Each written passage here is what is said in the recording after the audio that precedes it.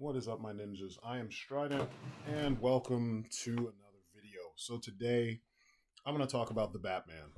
So you guys have been bugging me for reviews. You guys have been asking. I figured this is the one that broke me. So I've been trying to find ways to do this. This is about the third time that I'm doing this because the first time was just my gut reaction. The second time was me trying to do the format that you typically see where I outline the film and then I go into my positives and my negatives. And overall, I'm like, that's not how I usually do this. So I'm going to summarize the film and then I'm going to just go straight into what I thought of the film, pluses, negatives. But I'm going to preface this by talking about how the internet has been reacting to this and how it's the same shit that you always hear from the same outlets every time a new thing pops up. And it gets old. It gets really fucking old.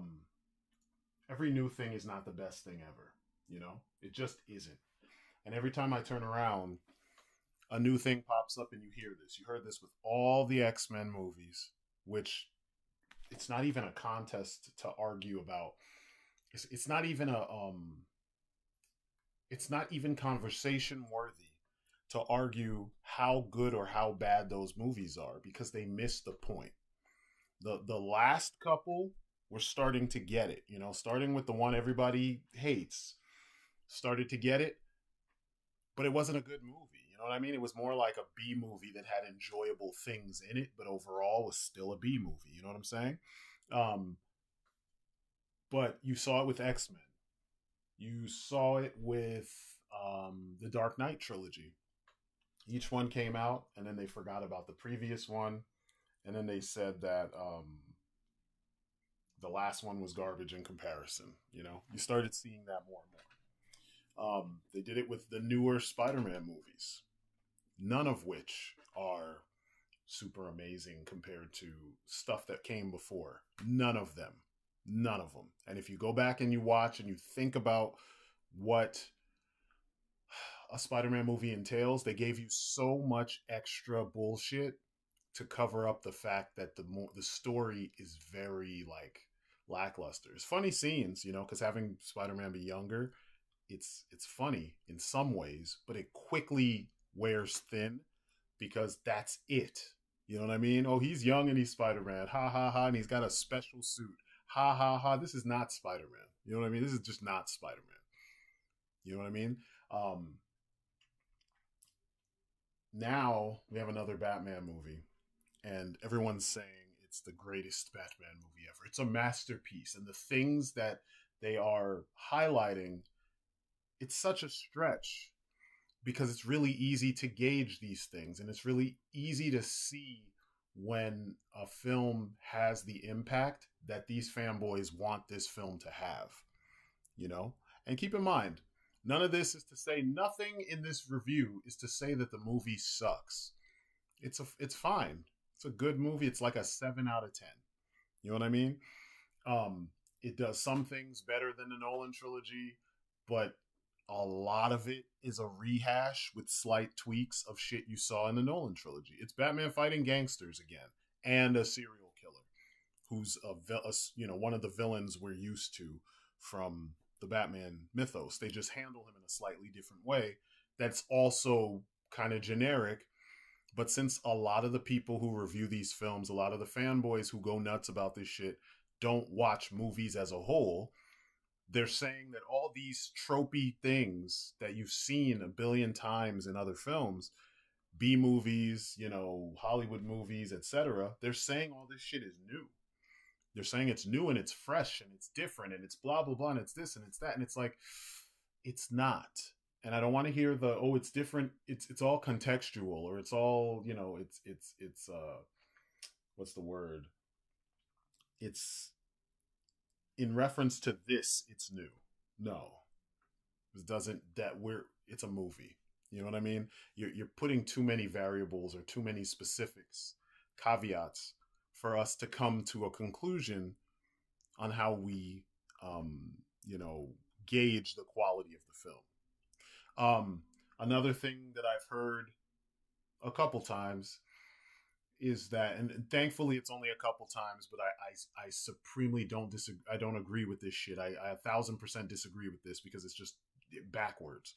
Is that you can't compare one Batman to another Batman. Listen to the sentence. You can't compare Batman to Batman because they're all different universes and they should all be only taken on their own merits. But the problem is all the merits come from other iterations or Batman stories. So how does that logically make sense? And sometimes it's being said as like, because you have this outlook, you have the supreme view of the film. You know what I mean? Because you take each thing separately and you pretend like it exists in a vacuum. It's nice when people have the ability to do this. You could be that like removed from things, or you just don't know. You know what I mean? Like you didn't do the research, or you weren't exposed to enough for that stuff to matter to you. So that's where you stand. But that's not how criticism works. That's definitely not how criticism of a commercially viable character that's been around for over 80 years, that's not how it works. It's also not how it works when the people in Hollywood insist on making movies that are incestuous when it comes to these characters, where they constantly pull concepts and things from the previous ones. Like, it's never so different. Like, this isn't Batman Beyond. Because if it was Batman Beyond, then you could say, okay, don't compare it to the Dark Knight trilogy. This isn't Thrill Killer Batman, because that's completely removed outside of the suit, the logo, and the location. And there's a few characters, but overall, it's removed from the standard Batman mythos. I mean, it's an Elseworlds story. This isn't Batman speeding bullets. It's not any other Elseworlds story. It's just, it's Batman, and they're saying it's year 2. It's early Batman. They're even going back to the detective roots, which if you know your Batman, Detective Comics, that's Batman. So the only thing you can compare it to, amongst the things that you can make comparisons to, or that you can use as a gauge for how accurate or not accurate things are done, or just like if it feels right, amongst the things you can compare it to, which would be other film noir, pulp, detective stories, or characters with that kind of twist to them, or that leaning to them, the detective leaning, it would be Batman stories. So when people say that shit, I'm learning that I have to disengage. But that part of the conversation, that level of which people wish to take or avoid criticism, can't compare it to anything because it was made by a different guy who is referencing the same character that's been handled by a whole bunch of different guys. But at one point in time, all the stories were in continuity, and then all of a sudden they're not, because everybody thinks their version is better than what came before. When that conversation comes up, disengage, because that's the inability to think critically about the information that's being given. Now, Batman is one of my favorite superheroes. I'm not fanatical to the point that a lot of people are these days. I have a lot of Batman stuff. I have a lot of Batman books. I have a lot of Batman movies and animation and stuff. But I don't just buy all of it, because there's a lot of it that doesn't fit the archetype. How do I know what the archetype is? Because I've been reading Batman for over 30 years.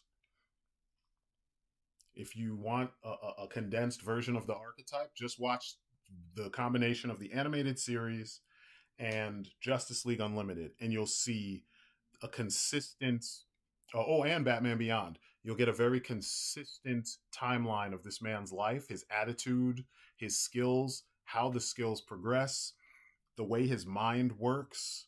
You know what I mean? You get it all. You even get moments where you're like, shit, Batman got fucked up by something goofy, that he shouldn't have gotten beat up by, but you start to see that happen less and less as the character gets older, because trust me, he gets older over the course of this 20 plus years of animation. That's why when I make my references to stuff for people, for the comic book people, I can cite comics.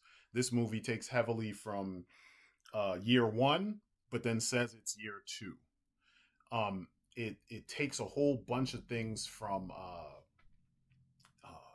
concepts from I don't want to say Long Halloween, but some of it feels like it's got that feel from Long Halloween, you know, the Tim Sale type stuff. It just doesn't have that timeless quality that that book has. And it also has like kind of the air of Dark Victory, the air of it, not specifics. Okay, so overall plot is it's kind of simple. Batman is in the process of making a name for himself. He's only been Batman for roughly 2 years. You know, the criminal underworld or the criminal element in the city is kind of fearing him. They understand that like there's always the possibility that Batman is around the corner. Um, a serial killer called the Riddler uh, is attacking and murdering government officials, or Gotham, you know, state officials or city officials, and he's exposing their corruption. So essentially, he's targeting corrupt, which you know most of Gotham is corrupt. So he's targeting, you know, high appointed or high seated officials at Gotham. And he's killing them and then leaving riddled, you know, like messages for the police that kind of, you know, they include ciphers that give clues as to who the next victim is going to be.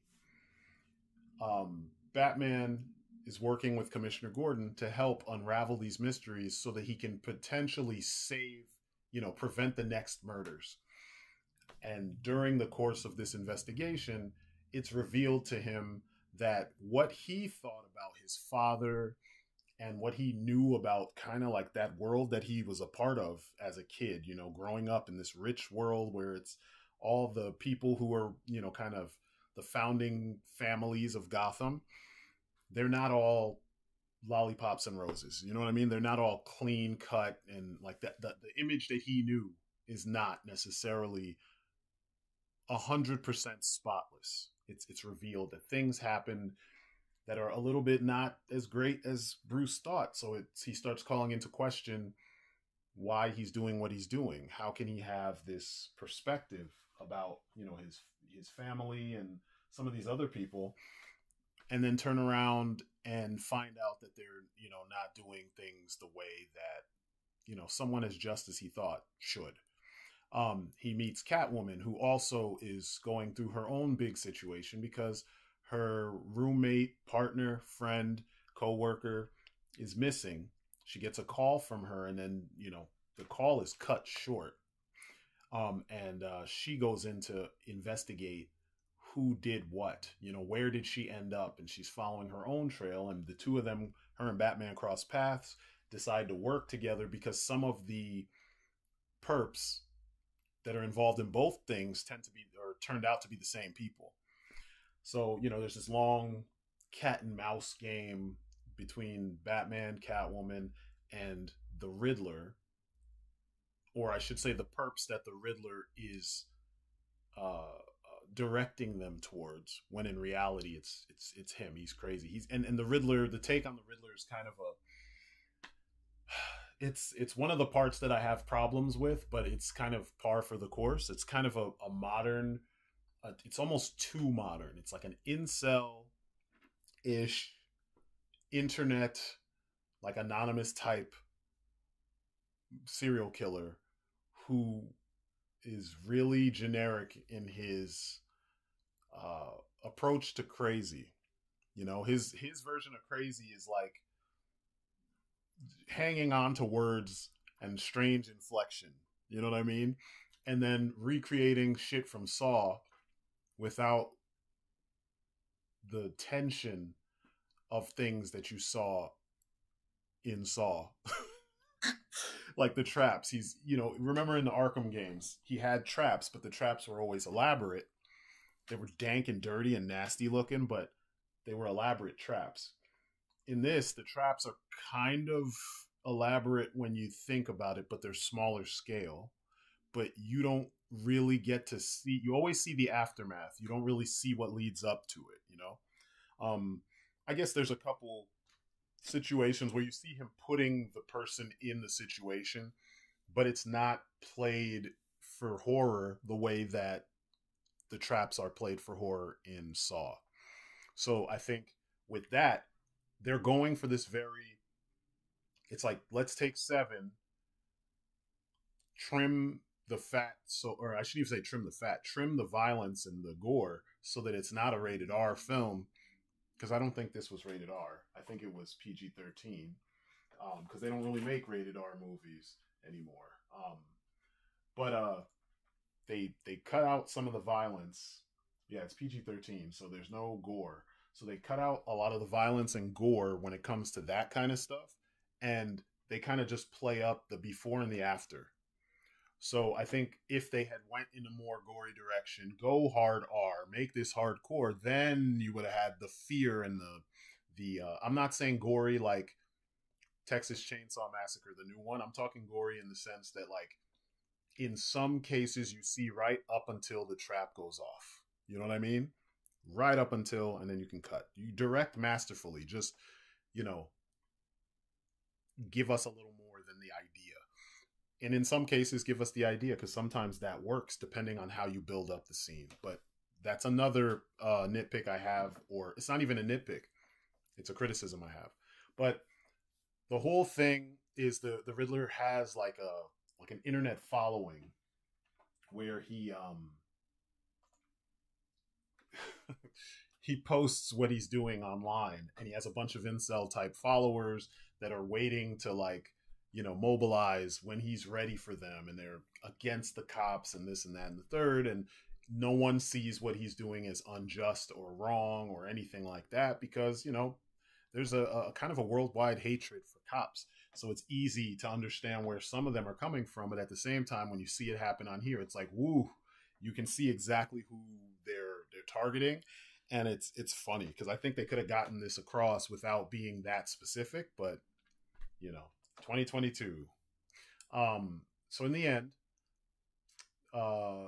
Gordon and everyone end up catching the Riddler. He kind of gives himself up, honestly. They catch him. Batman has a talk with him that reveals that there's more to the plan. Also, it reveals that the Riddler has a respect for the Batman because he thinks that they're both doing the same job.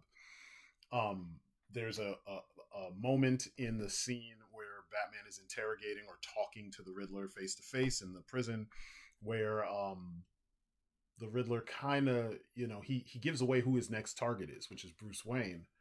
But some people think that that means the scene is saying that the Riddler knows that Batman is Bruce Wayne, which is not what I got from that scene. I don't think that's what they were trying to convey. It's just that their version of creepy psycho is to say things in a weird way, put too much emphasis on Bruce's name, and then it turned into, hey, now you can speculate all you want because, you know, the internet does that. But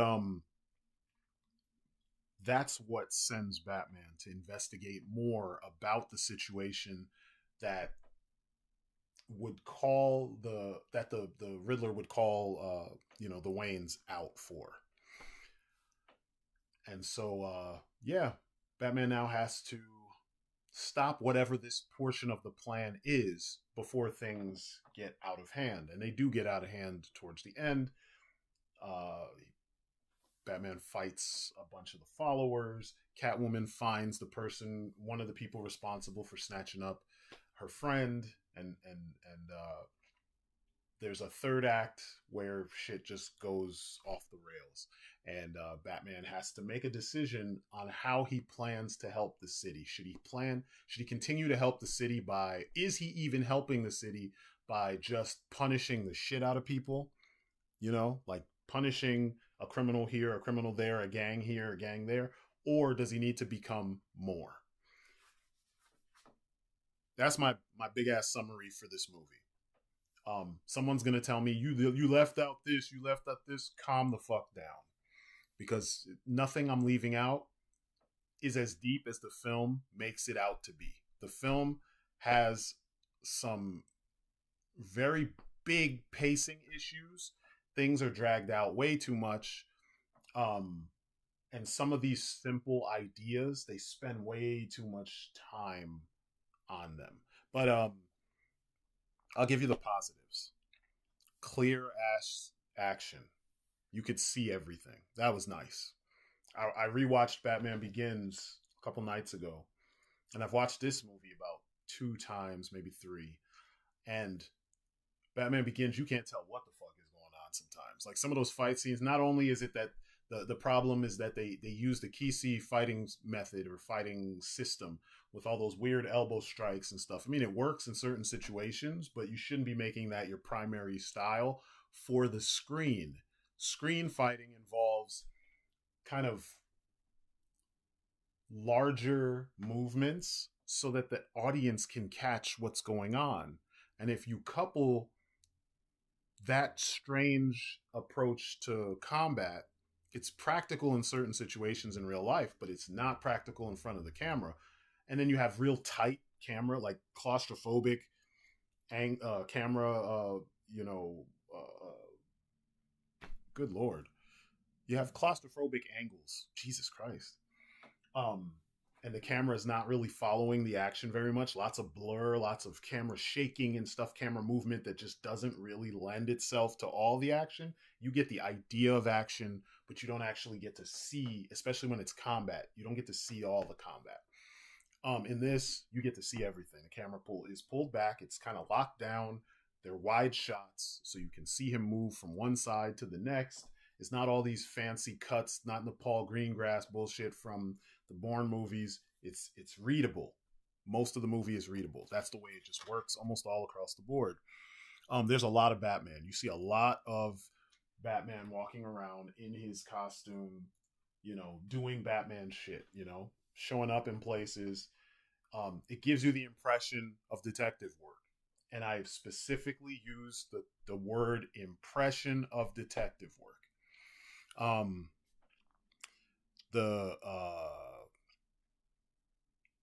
Catwoman's extremely active and extremely serious in this. Like, she still has that cool, kind of,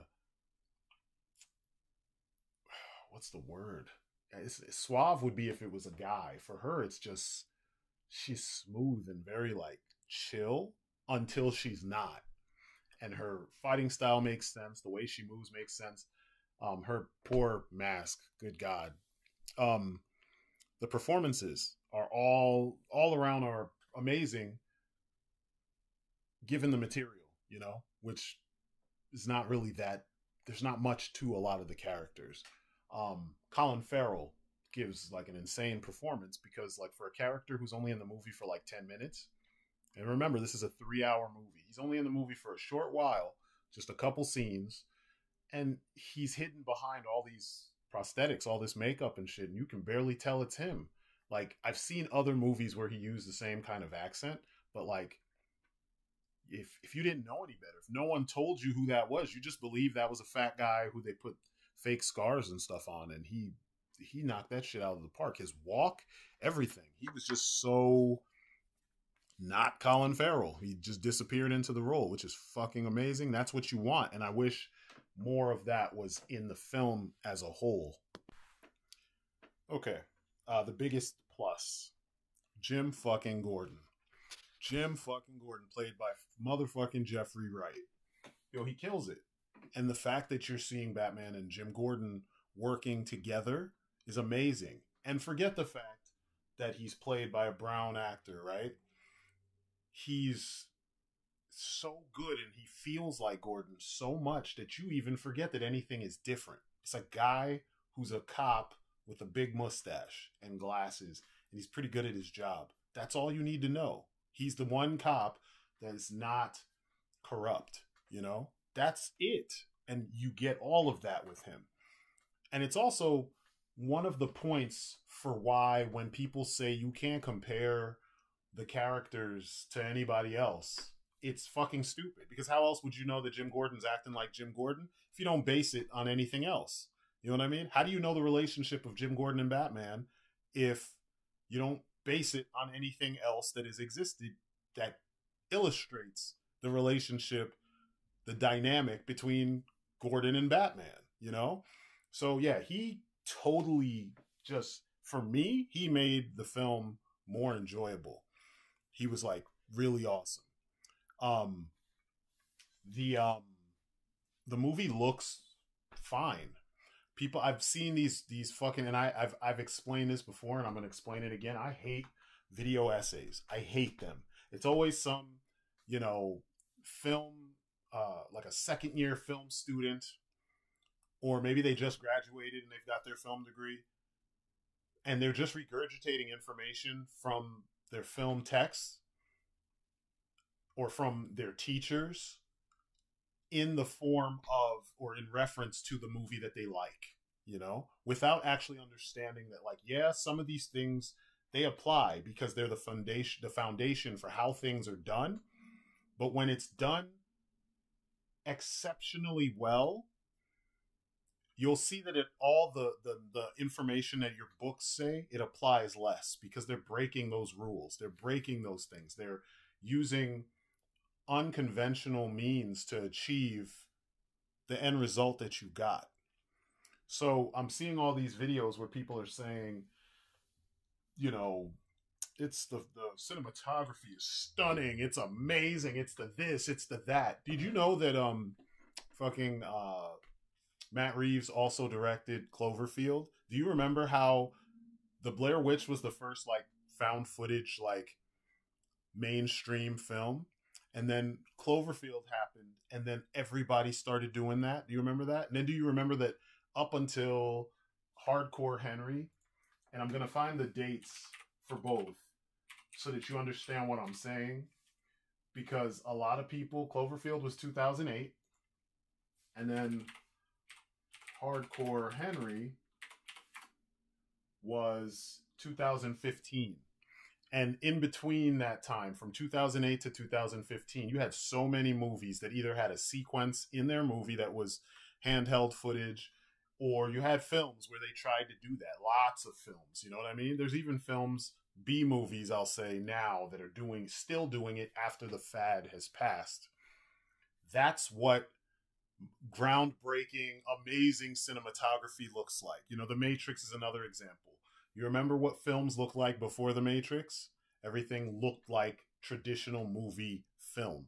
There wasn't a slickness. There wasn't this like alternate reality kind of feel to everything with the strange geometry of shots, the strange, oh my God, why am I losing my thought?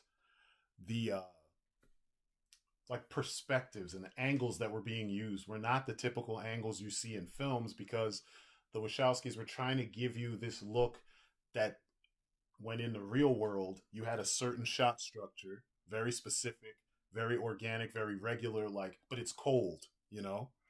But when you're in the Matrix, everything looked extremely deliberate and it was very slick and almost artificial feeling.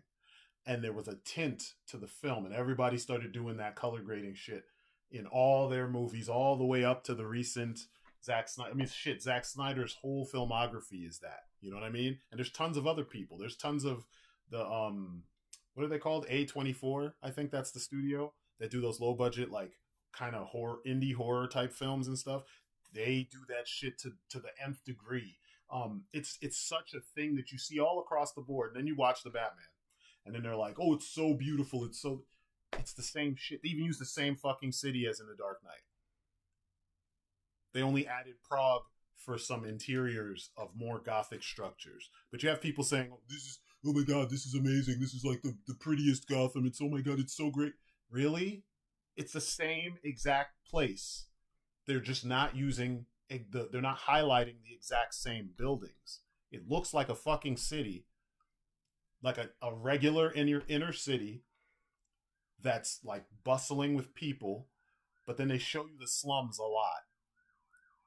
And then they added freaking, whatchamacallit, like neon lights and such to kind of give it more of a, I don't know, like to bring life and different light and more color to the movie. But it's not doing anything that you haven't seen before. And I think that's one of the issues I have with the discourse surrounding this film is that in order for people, for the fanboys to elevate this film because they like it, they're going out of their way to say that everything is of a different, higher quality than what it actually is. I've watched movies that were shorter. They were half the run length of this film, and they say this movie has pacing issues. This scene was too slow, or they dragged out this scene. Every scene in this movie is dragged out too long, with the exception of the fight scenes. Every scene. The iconic scene from the trailer, you know, from the chase, where the Batman overturns, when he eventually catches up to Penguin's car, he hits the car, overturns it, and you see him slowly walking up to Penguin. You could have cut before, like, he could have walked up to the camera. The tension is built, or, you know, he's walking towards the camera. Tension is building because that's Penguin's viewpoint. You could have had Penguin, it's fuzzy. His view is fuzzy. And as it's clearing, he sees the boots and can hear the clunk, ka-clunk, ka-clunk, like you saw in the beginning of the film when Batman comes up out of the shadows, because that's his shtick. It's like impending doom. You know you're about to get the brakes beat off of you, and there's nothing you can do. And he's walking, he's getting closer, Penguin's struggling to try to get up out of the you know, seat belt because he's fat, and he's pinned in the car because the car is kind of crushed as it's flipped over. And then the boots stop. Clunk, clunk. You could pull, like, zoom in on, slowly, you know, zoom in on Penguin's eyes. Fade to black. You know what they did in this movie? Batman walks up to him. You see a couple reaction shots of Penguin. And then he bends down, is like, peekaboo. That's what me and Zorpox were talking about this, and Zorpox was like, peekaboo. And I'm like, that's exactly what I thought when I saw it. You get to see Batman's face. Why? You don't know what Batman looks like? You don't know what an ass whooping is about to look like? They could have cut from there. You could have faded to black, or you could have done cut to when they slammed him up against the wall and they were questioning him, the next scene. And have cuts and bruises on him so we know he got his ass whooped by Batman. And that's an example of, like, things happening taking too long. There's a lot of awkward, like, for the sake of making this thing feel earnest to the umpteenth degree, they just act like everything is so important, but you got the point across several minutes into the scene, and you drag the whole scene out way more than what's necessary. You don't get anything from that extra time. What was another shot or another thing? Like Riddler. Riddler had a lot of shots where it should have been quick and you'd be done and you get the point. Instead, they drag it out and he's laughing and he's making weird noises. And it's like, so you saw The Dark Knight. You saw the phone footage from that scene with with the Joker, and you want to imitate that with the Riddler. But the problem is your Riddler isn't as scary as the Joker was at that point. Your setup for the scene is edgy, but it's not as fucked up as the Joker scene was. You know what I mean? And I'm not saying this like I'm a Joker fan. He's the greatest. I'm just saying this is the difference between the two scenes. You remember earlier I talked about the PG-13 rating holds back some of what could have been really tense. Really, I mean, like, if you're sensitive as fuck, which I imagine a lot of the people that did reviews on this film, they're extremely sensitive people. They're people who they haven't been in fights. They haven't been in tense situations where, you know, it's life or death. You know, you definitely haven't been shot at. You definitely haven't been in a situation where you had to help someone in a life or death type situation. So you only understand this through films. So anything that is implying tension, it's good enough, because that's all you need is the amplification of tension. Whereas better directed films create actual tension visually everything. It's not just the music doing the heavy lifting with the fucking strings, the rising strings. You don't need that shit. The scene needs to work with no music. Then you put the music as an accent to what is happening in the scene. This movie, the whole thing is trying so hard to be like Seven, so it creates a similar atmosphere, and a lot of the atmosphere is created from the music. For me, that's a no-no. Sometimes it works, sometimes it's fine, but it's like you can't do that with everything. The worst is when you watch a horror movie where the jump scare is the music, not the scene. That's the fucking worst. Or like where you know you're about to get a jump scare because the music is letting you know that that's what's about to happen. That's the worst. And this movie does that. But I'm hearing fanboys say, you know, directing is amazing. It's so great. It's so dark and dingy and gritty and blah, blah, blah, blah. Come on, man. Come on. The whole concept of this being like Seven, I bring it up because the setup, it's like Morgan Freeman and I got to reference, Mark Bernardin mentioned it. He said that in Seven, imagine Morgan Freeman is Batman, fucking Brad Pitt is Robin, and the whole plot is the villain is trying to break the two of them. That's kind of what you get, right? So then this movie tries to create the atmosphere. It tries to create the situations, you know, where you have your Batman and your Robin, who is Gordon in this case, and you don't have the stakes that put them, you know, drive them to the points that Morgan Freeman and Brad Pitt are driven to in Seven. You know, it's not even close.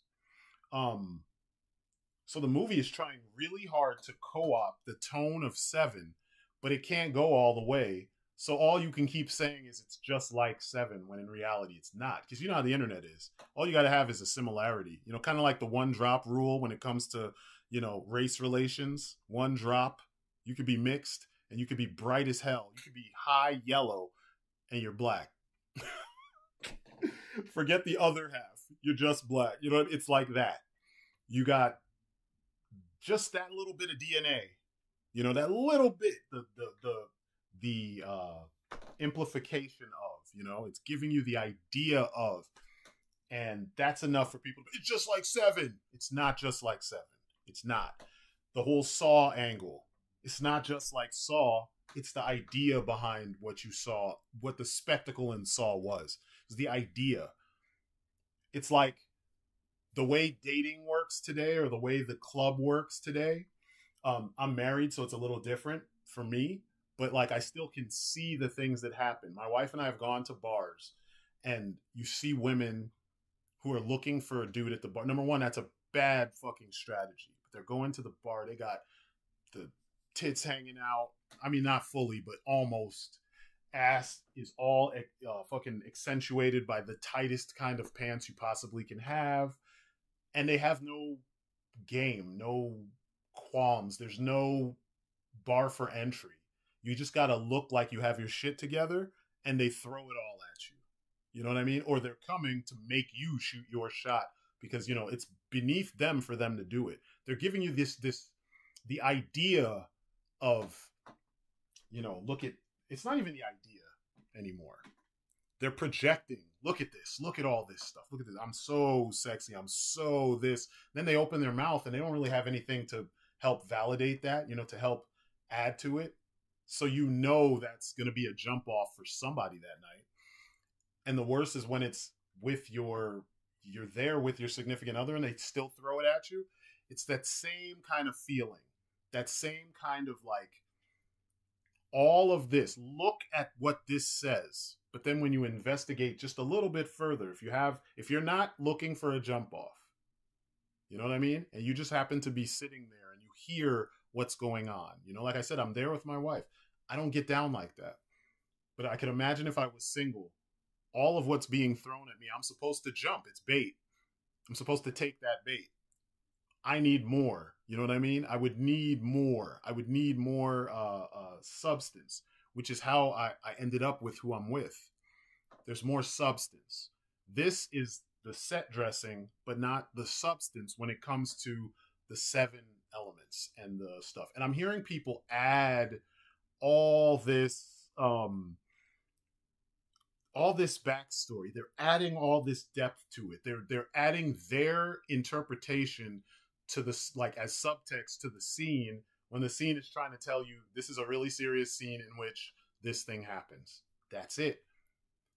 This is where I get sick of the way the internet takes things and then turns it into something else. Sometimes it's cool, like with memes, but sometimes when you watch a movie that's telling you specific things, they turn it into something else and then miss all the things. And then, like, I saw in the comments of the where Mark Bernardin reviewed the Batman, Kevin was like, you know, it was cool, but then he pointed out things that he didn't like. But you know, they're gonna drag Kevin no matter what because he lied about He-Man. He was probably under contract to not say certain things, but you know, this is the business. I mean, I don't tell you about everything I've worked on because sometimes the contract doesn't allow for us to tell you, but they've dragged Kevin Smith through the mud. I mean, yeah, he lied. I'm not even gonna sugarcoat it. But it doesn't mean that everything he says is just invalid, you know? Because if everything he says is invalid because he got something wrong, wouldn't that make most of you, like, your opinions invalid for the times that you got your speculations and your theory crafting wrong? But, you know, that's not how it works. It's all about how you feel. People in the comments were mad because Mark wasn't impressed by all this stuff. But I'm like, you know, if you know how the sausage is made, sausage is not that amazing. You can still eat it. You can still like it, but you know how it's made. So you won't be like, oh my God, this is the greatest. You'd be like, you know, it's good for sausage. I would rather eat blah, blah, blah. You probably won't even eat sausage as much. If you make sausage for a living, your view on sausage would be different. Or here's the better one. This is the analogy I gave my homeboy Bodie when we were talking about this stuff for a while, a couple days ago. If you have an enthusiast and an architect, like an architectural enthusiast, you know, like a guy who likes buildings and he has a love for buildings, the look of buildings, architecture, because I know people like this. Oh, I love architecture, and it can tell you basic things, you know, the time period, the style, but they just love, that's it. Then I have 2 friends that are architects. When they talk about architecture, it's not about the style all the time. The style is just part of the description.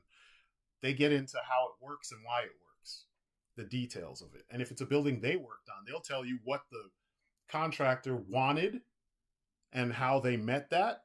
And then they'll tell you why the building works from an architectural standpoint. They know why the you know, when the joints work. They know when the angles work and why they work. Are they aggressive? Are they passive? Are they there because it just looks cool and that was a request? Or was the request to make the building look whatever the general descriptive is?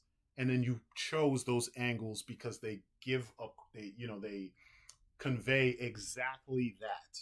You know what I'm saying? And they can go into more detail. They don't get hung up on one piece. They give you the overarching thing because they understand the whole process.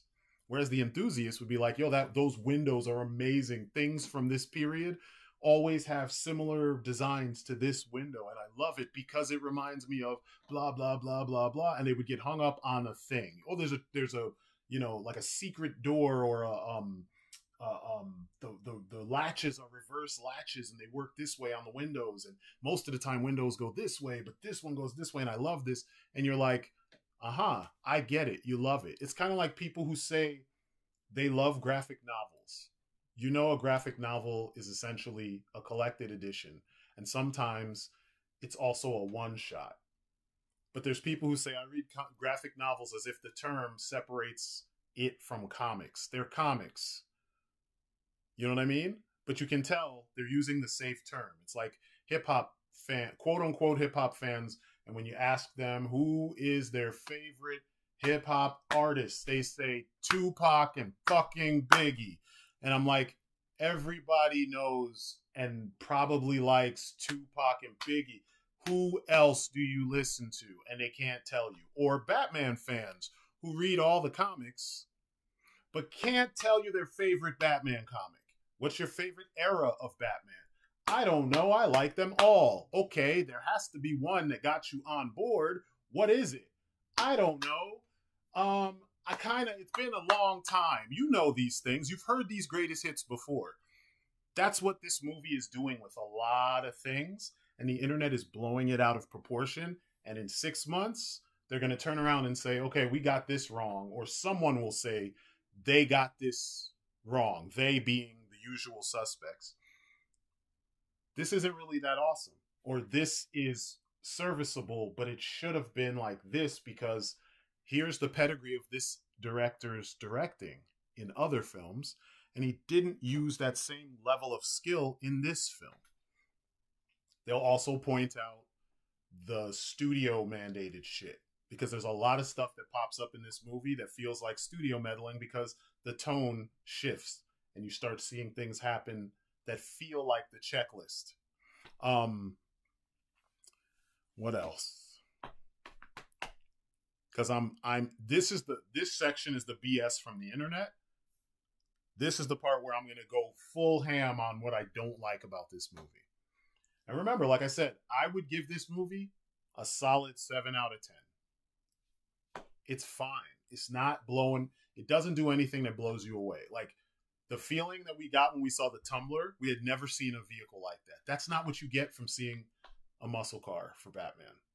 The feeling you got the first time that you saw Christian Bale's cape turn into the glider is not what you get when you see the wingsuit. And I get it. The excuse is it's baby Batman, but it's year 2. Also, he's a billionaire. So he should have access to a different grade of, of gear than what we could go buy at the Army Navy surplus store or online on Amazon or, whatever military, like a paintball store or something. Like you can go buy a wingsuit. You know what I'm saying? Almost everything he had, you could go buy. There's so many weird knives that flip out. There's so many tactical gear shops online for Nomex gloves and boots and shit like that. Like there's so many ways you could get the stuff that he has. You know what I'm saying? And so for them to turn it into like to dumb him down to that degree, it doesn't work. You know what I mean? For me, it doesn't work. It feels like he still needed to be a couple steps ahead of like SWAT. You know what I'm saying? Or ahead of traditional special forces. Dumbing Batman down is uninteresting because that's not who he's been for well over 60 years, 50 years. The first maybe 20 years of his career, the character was really simple. Like he was really like standard pulp stuff. I mean, down to using pistols to kill bad guys and shit, flying around in a plane and a helicopter and just standard, figuring out crimes and riddles and mysteries and shit like that and just capping folks. Once the end of that period, the beginning, I guess you would call that the golden age when we moved into the silver age, then they started to get more sci-fi with him and they started to get more creative with his gear. And you started to see like breakdowns of what's in the utility belt and how it's miniaturized versions of things that already exist that detectives would use, but Batman has put his own spin on it. His vehicles have their own spin on it. This was just G.I. Joe Batman. Like his suit literally it feels like the reactive impact armor suits from G.I. Joe Rise of Cobra if you had a mask and a cape. And and a bat symbol, of course. Bullets don't affect him. He gets shot at point blank range with fully automatic weapons and it just sparks and shit like a Power Ranger and it's cool. And the visual is nice. Like there's a sequence where he's walking through like a hallway or a tunnel and everybody's shooting him. You saw it in the trailer. They're shooting him at close range and he's walking up to them and slapping the shit out of them and the sparks are lighting up the room, but the room is dark. Beautiful image. It's out of place for Batman, There's a scene where he gets hit with a shotgun at the I think it was a shotgun at the club. And it barely does anything to him. I mean, he kind of staggers, Then he gets hit with a hunting rifle at the end because the Riddler goons have hunting rifles. And it floors him. And I'm like, wait, so you don't react to machine gun fire. That's rapid fire. You barely react to that. A shotgun blast from maybe the guy was like a foot or two away from him, maybe a couple feet. Shotgun blast didn't put you on your ass, but a hunting rifle's shot does. Like, I don't know. But there's that kind of thing, and I don't like that. I don't like that at all. I hate all the masks. Well, both the masks, because there's really only two masks. Well, there's three masks in the movie. I don't really like any of them. The GIMP thing, I get it. It makes Riddler feel more unsettling. But I thought there was going to be more to his character.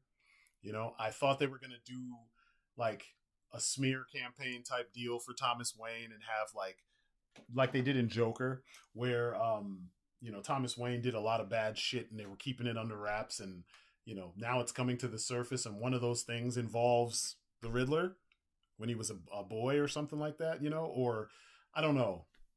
I thought that's what they were going for, but that's not it. The mask is just a mask, you know. The masks are ugly. I don't like the way the Batman's mask has that Adam West kind of crest, and then the head, the top of it feels like something you'd buy at. I took a picture with my son a long time ago because we used to buy him like those little dress up costumes of Batman and stuff. It feels like something from that, you know. It doesn't feel like a I don't know. It's strange. I don't like it. I just don't like it. I don't like the look of it. It doesn't feel like it would stand up to the kind of abuse that Batman would put it through. I don't like Catwoman's mask. That shit is laughable. I kind of like that the McFarlane figure closed the mouthpiece and just was like, yo, it's a balaclava. Like, let's stop playing. I feel like she should have had goggles or something. They could have just done the classic Catwoman where she's got those cool like motorcycle goggles, and she's tweaked them to do stuff, because this is year 2, and if she's a cat burglar, she would probably be a little bit more financially sound, so she could have more high-tech goggles, and she didn't. But like goggles, they could have just been regular goggles to keep her vision clear, that somewhat enhance her vision, like the tactical kind of goggles that people in the various armed forces wear. Could have been something like that, or could have just been motorcycle goggles, you know, some high-end motorcycle goggles. But instead, they give her a balaclava that kind of has cat ears. It just looked cheap, and I didn't like it. It looked like she's a poor cosplayer who could only afford the leather suit, but not the mask to go with it. I'm not feeling that. I could design a better thing. I probably have drawn Catwoman at least once or twice, and I've probably done it. Better stuff could be done. I've seen cosplayers make better shit. The film, I'll save that for the last thing. I wasn't feeling the Nirvana. Keep that shit away from my Batman. And this is funny because like I've noticed that with the reviewers, a lot of the black reviewers had issues with some of the things that are more aimed towards white kids. The whole concept of Batman actually saying, "You're not my father" to Alfred. You know, that like angsty teenage fucking, you know, teenager dealing with a stepdad.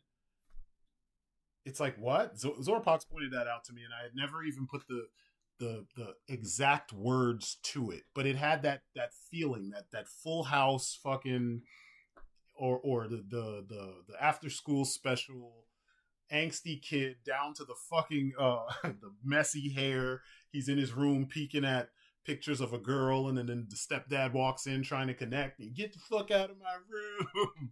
You're not my dad. You know, it was like the whole sequence mirrored that kind of bullshit that we couldn't do that when we were kids.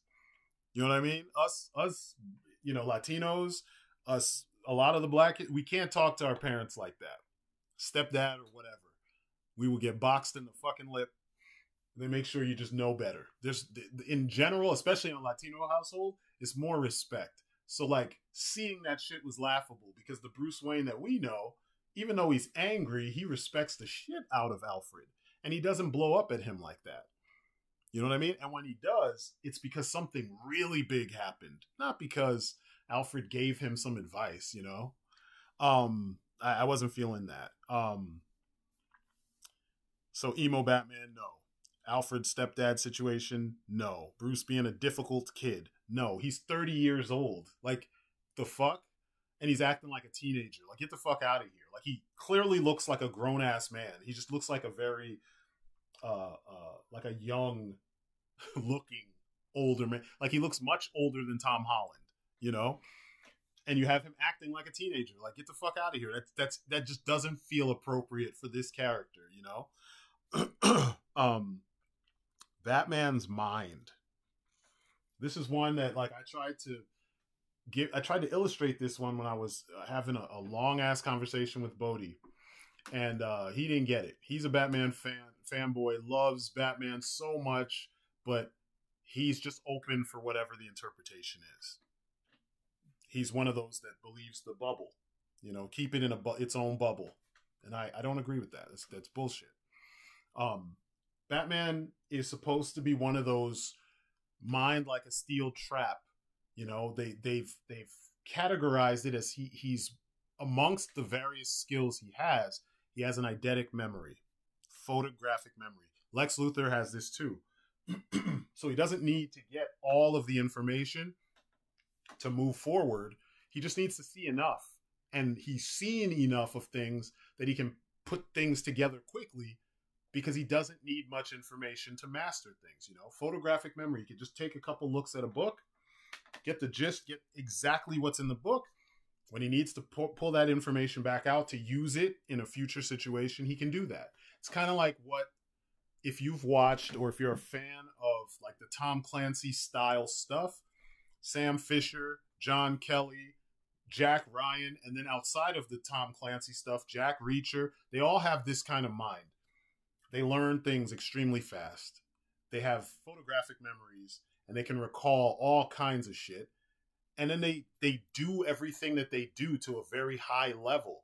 And it's even illustrated throughout their stories from an early age. So it's not always that when they hit 50 and or 40 and they're in their prime, 30 something, 40, they're in their prime, and they're supposed to be at the top of their game. That's when you see these elements. No, usually, even Sherlock Holmes has this too. Usually from a very early age, from childhood, the way they saw the world was different. So this photographic memory stuff allowed them to almost always be at the top of the class, you know, in a lot of things, once they learned how to apply it. In some cases, it just, along with having a high IQ and then having an eidetic memory, they were always at the top of their class. They were annoyed with their peers because their peers seemed to grasp things at a slower rate than they did. So when they talk about things that are of a higher level or a higher, when they talk about subjects that require a higher level of understanding of whatever the material is, you know, life in general, relationships, you know, the way the world works, their peers were still doing things that were age appropriate.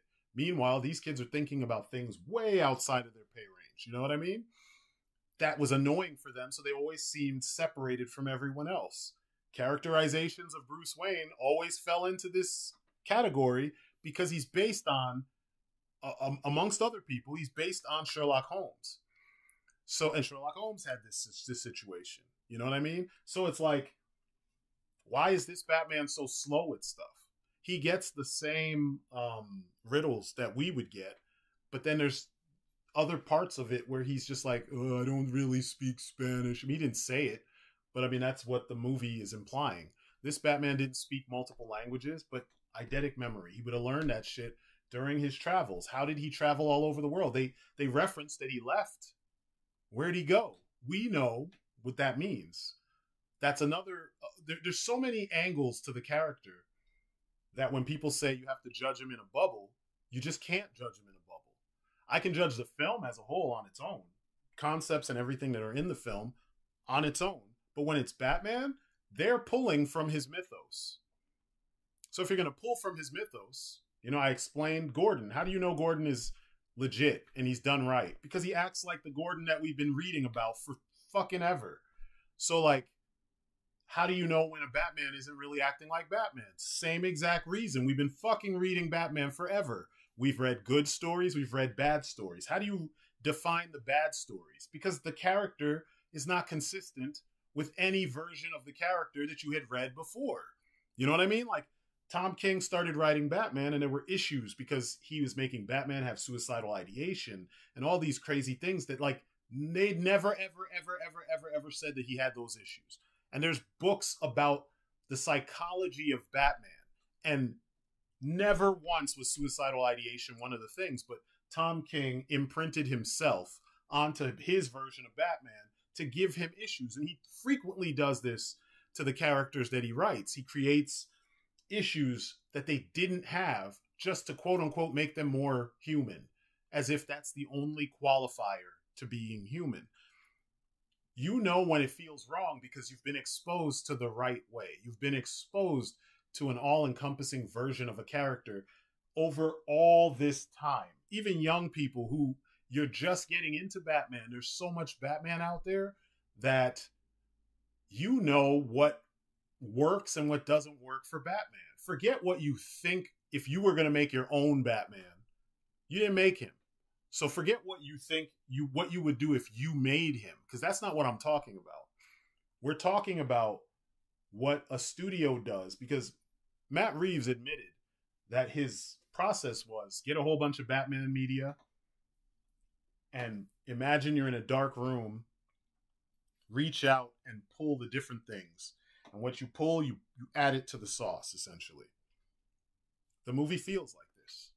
I don't agree with that. I agree with the idea of pulling the relevant information, pulling consistent information into your film, and then working with that, expanding on that to make it work within the framework of your film. Pulling random moments out of context from other stories and then presenting them in a story does not help make for a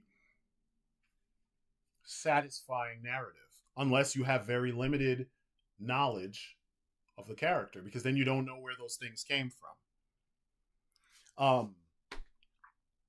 The incel Riddler thing. We didn't need that.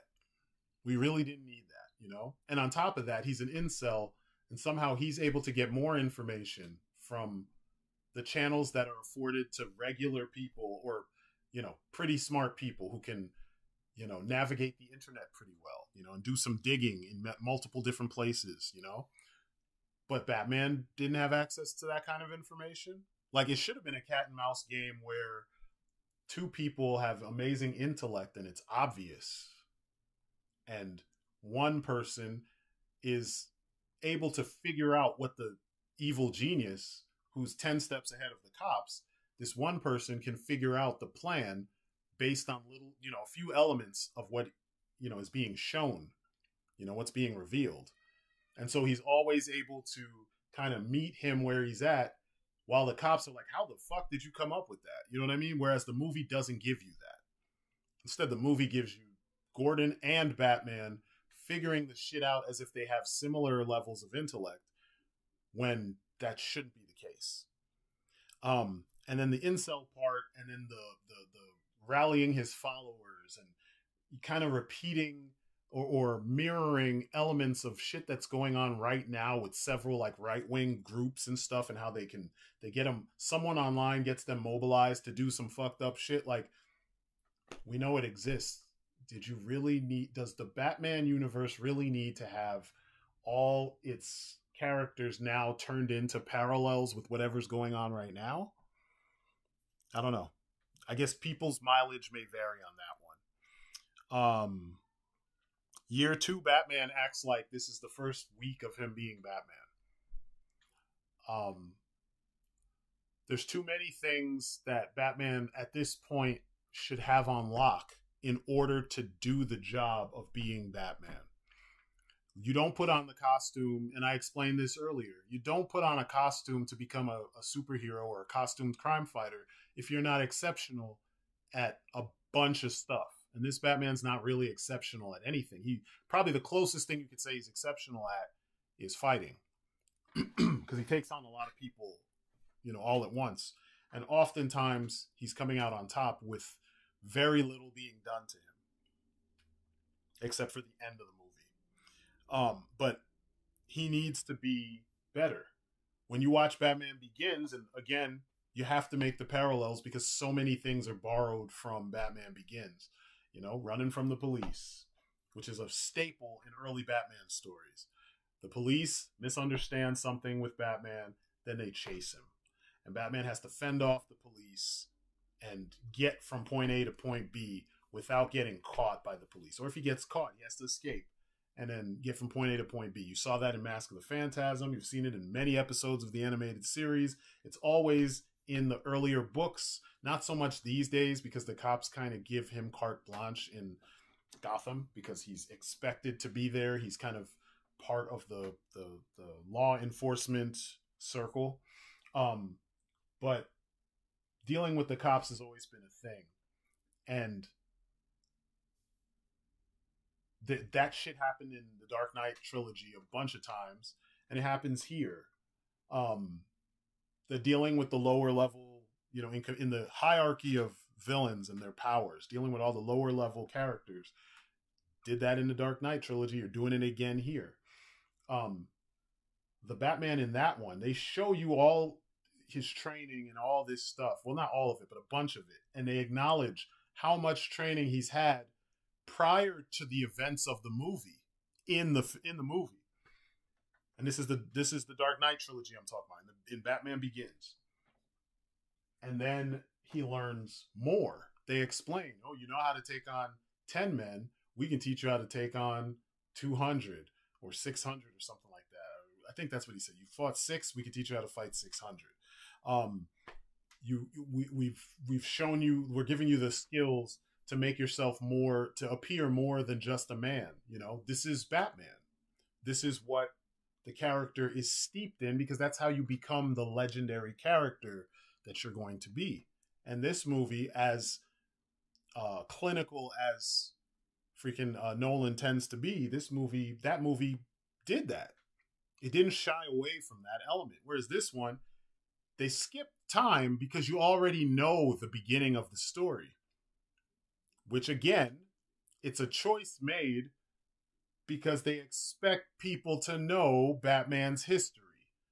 Because you have an idea of his history, that's how you can make the time jump from year 1 to year 2, and it's supposed to be significant enough that you understand it. But they don't really tell you what differed in the year 1 of this Batman. They don't make references to any of that stuff. So if he's not a ninja, because you don't see him sneak up on people like he used to do, you know, you don't see him disappearing like he used to do. Not much. I think he does it like once or twice or something like that. And you don't see him, I don't know. There's a level of crazy that you see that you get from like standard revenge thrillers, revenge action movies, that the hero is always capable of doing this fucking crazy shit that a regular guy would do, or that a soldier or that a cop would do. But like there's a level of crazy that we know Batman to do that it's not here. And if he's reckless now because he's angry, like think of Arkham Origins, the game. Younger, angrier Batman. That's literally what we have here. And think about how he was in that game versus how he is in this movie.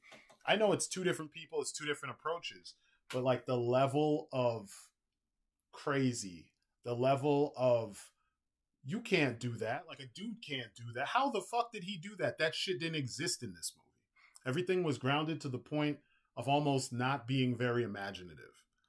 And for me, Batman has to be imaginative because that's what makes him above all other, you know, combatants, regular human combatants in this world, in that world.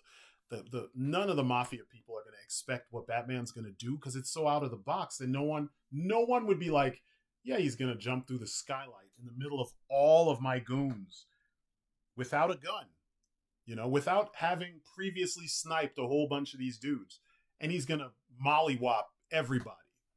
No one's gonna be like, yeah, that's what he's gonna do. He's gonna literally jump in here and disarm everybody up close, rolling around and doing backflips and shit, throwing boomerangs at us, and he's gonna whoop 20 of these guys. No one is thinking that. I mean, unless it's year 10 of Batman's crusade, because you've seen him do it. This is year 2. No one is thinking this is what's going to happen. That's why everybody's like, fuck this guy. And then he beats the shit out of everybody, and we're like, okay. But that's as far as it goes in this movie. He's not as tactical as he needs to be, which also goes back to the type of mind that he has. He doesn't have the mind that Bruce Wayne has been shown to have in just about every iteration. I've already talked about the reliance on tropes and scenes from other movies like Seven, Saw, the Dark Knight trilogy, and I think so much of it doesn't land. It just, I talked about emo Batman, the masks. The film's too long. It's just too long.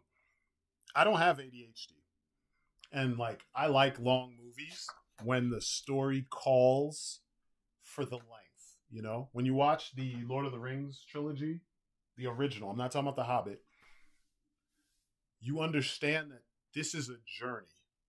They didn't have cars, mass transit, all that shit. They had fucking mounts, and they had their legs.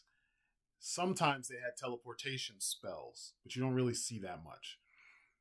So they're going to go places, and the beauty of the film lies in how the journey is, you know, presented to us. You know what I'm saying? You see these sweeping vistas, you see mountains, and you see just landscapes that are just like, fuck, this is awesome. You know what I mean? Because we don't see this all the time.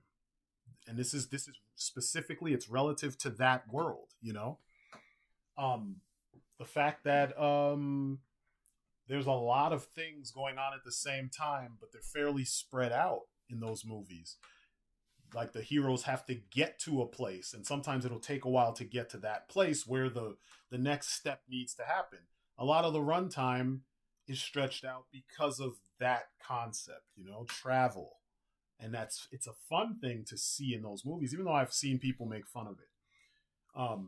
But you get it, you know what I'm saying? And then the scale of what's happening is so large that you can't just tell it in like an hour. You got to tell all the pieces so that when you see it all unfold, you're like, damn. And there's flashbacks to other epic situations that take some time to be presented to you so you get the gravitas and the scale of what's happening.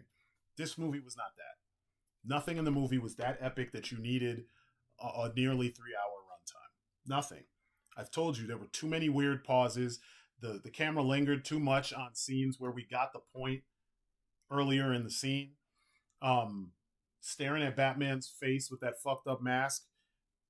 I get what they're doing. Don't get me wrong. I get it. You're trying to do the whole Robert Pattinson is acting with his eyes. But if all he's doing is squinting, stop adding your shit to it. And I hear this all the time, you know. We've seen other actors do it. Batfleck did it better because Batfleck emoted. Like his whole face. When he looked like he was going to fuck you up. Like when that dude stabbed him and he beat the shit out of the one guy and then took the knife out and turned around and was like, you know I'm about to fuck you up. And the dude was like, shit. You could totally see it in his face. He was like, you son of a bitch. I'm going to fuck you up. Teeth were all gritted. He was speaking through. It looked like he wanted to speak through his teeth, but he didn't need to say anything. He just towering over the dude. And then he was like, you know what time it is. That's Batman. All this, like, let's just look at his eyes. And he barely does anything. He just stares into the camera. I've said it before. Batman doesn't require a shit ton of acting. It's the Bruce Wayne part where you have to be able to pull off the acting. And most of the time, it's an understated performance. I'm hearing fanboys act like they got to give Morgan Freeman level performances to get across Batman isms. And I'm like, what Batman have you been watching? What Batman have you been reading all these years? Batman has like 2 expressions. And occasionally there's a smile or a wince, depending on what the situation is. You really gonna try to put that on him? Oh, he's acting with his eyes. No, he's not. Elijah Wood acts with his eyes. Robert Pattinson, in that mask, just stared at shit. And it was effective. I'm not saying that it sucks, But what I'm saying is it's not as complex as people are making it out to be. And I don't know if it's a lack of understanding of the medium. I don't know if it's a lack of understanding of acting in general or character or the actual idea of emoting. I don't know which thing it is that people are missing when they give these kinds of things. Or is it the need for the thing that you like to be full of all this glory, you know? Because that's what I feel. A lot of people, their identity rests in their love of things. And if you don't like the things they like, it's a personal affront on them. Therefore, you're attacking them. You're criticizing them. When in reality, I'm just saying I watched a movie and these are the things that happened. These are the things that worked. These are the things that didn't work. And some of it, it's a mileage thing. I watch a shit ton of movies. I can't even count how many movies I've seen in my life. Shit, I can't even count the amount of movies I've watched between last year and this year. And I don't watch movies only for entertainment, you know? And that's why you're here. You want to hear a critical analysis of the film. You know what I mean? And so I'm giving you a critical analysis of the film. But if you're one of those people who, you know, you derive your whole identity from the fact that you like Batman, get the fuck out of here. Because this review is not for you. And I'm saying it as crass and as straightforward as I can possibly say, because it gets old. You do the same shit with video games. You don't like a video game I like. You were playing the game. I didn't have to play it with you. You can still enjoy it. That's your experience with the game. I don't have to like it. You know what I mean? Every genre is not for everybody. And I'm talking to you Souls people, all the Souls people. Oh, every Souls game is the greatest Souls game that ever came out, until someone says it's not. That's in the community that they respect. Fine. I don't give a fuck. I don't like the Souls genre. I played video games and got the sense of achievement from beating those bosses that were difficult in other games that had more complex, more satisfying combat systems. You know? You don't have to agree with me. I'm just letting you know they're out there, and I played them, and I enjoyed the shit out of them. And I didn't need to play a game that like nerfs you to make you have to work extra hard to be able to, you know, die several times because it's part of the game, so that you can feel a false sense of achievement when you finally happen to win, you know? Because, I mean, make no mistake, that's what you see when you watch even walkthroughs and shit. People will be real good at some of the parts. They get up to the bosses, they get mollywopped, get the brakes beat off of them 10 times. They cut the footage so that you only see when they win. And they let you know that they died a bunch because that's the way the game is created. But anyway, we don't have to agree on it, you know? If your sense of identity is derived from the shit that you like, go away. Go away now. We don't want to deal with you, because that's not what this is for. Things that like are examples of where the movie falls short. If you remember with the Dark Knight trilogy, I complained about the Dark Knight and the Dark Knight Rises. I didn't like the Dark Knight as much as I like Batman Begins. And I pointed out that Gordon does all the work. Batman kind of gets things going, but it should have been a Commissioner Gordon movie. It's what it feels like to a point. But you have a similar issue here. Batman doesn't really catch the main bad guy. He doesn't even really help them catch the main bad guy. He's just in the story in which the bad guy gives himself up and gets caught. I know someone in the comments is going to go, you missed this and you missed that. The Riddler was sitting at a diner. It's in the trailers. And he just let himself get caught.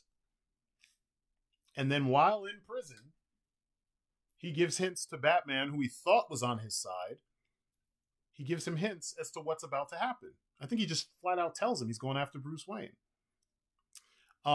Batman and the Penguin's chase kills so many people on the highway, and then it turns out that the Penguin isn't even the perp. That's not Batman. Batman speaks to Falcone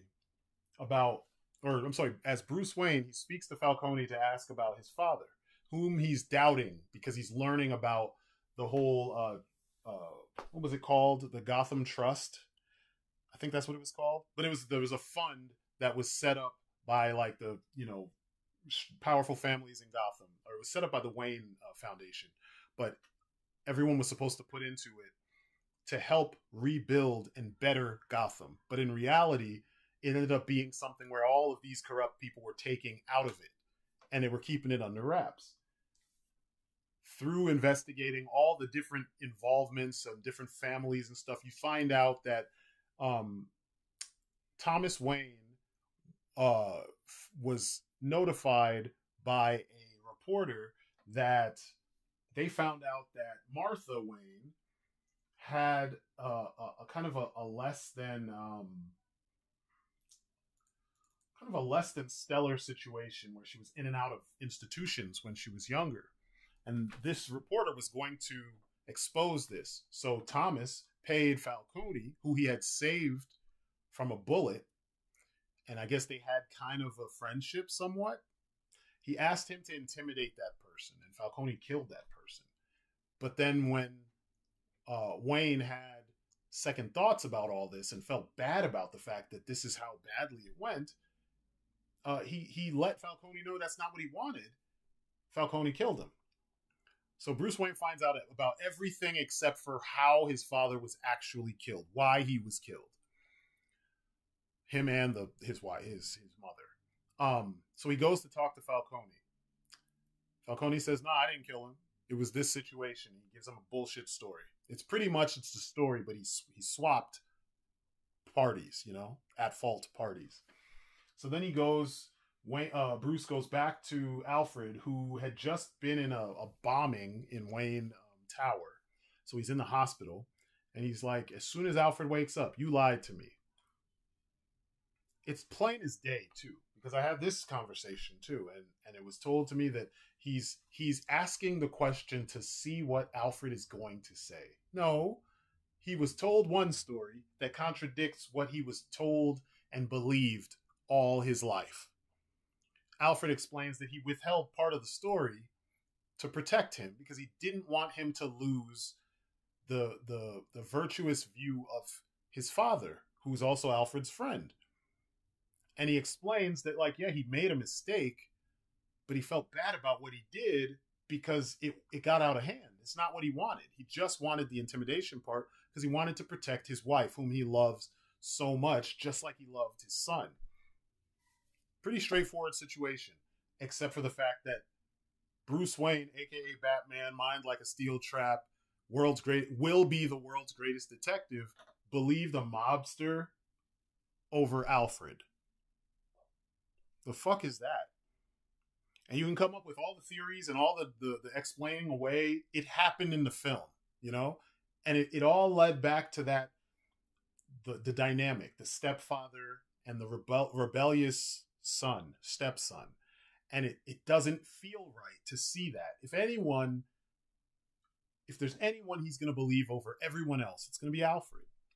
But different universe. By the rules of this film, this is what happened, and even by the rules of the film, it makes sense because he's emo Batman. So of course he will go off the rails at the authority figure.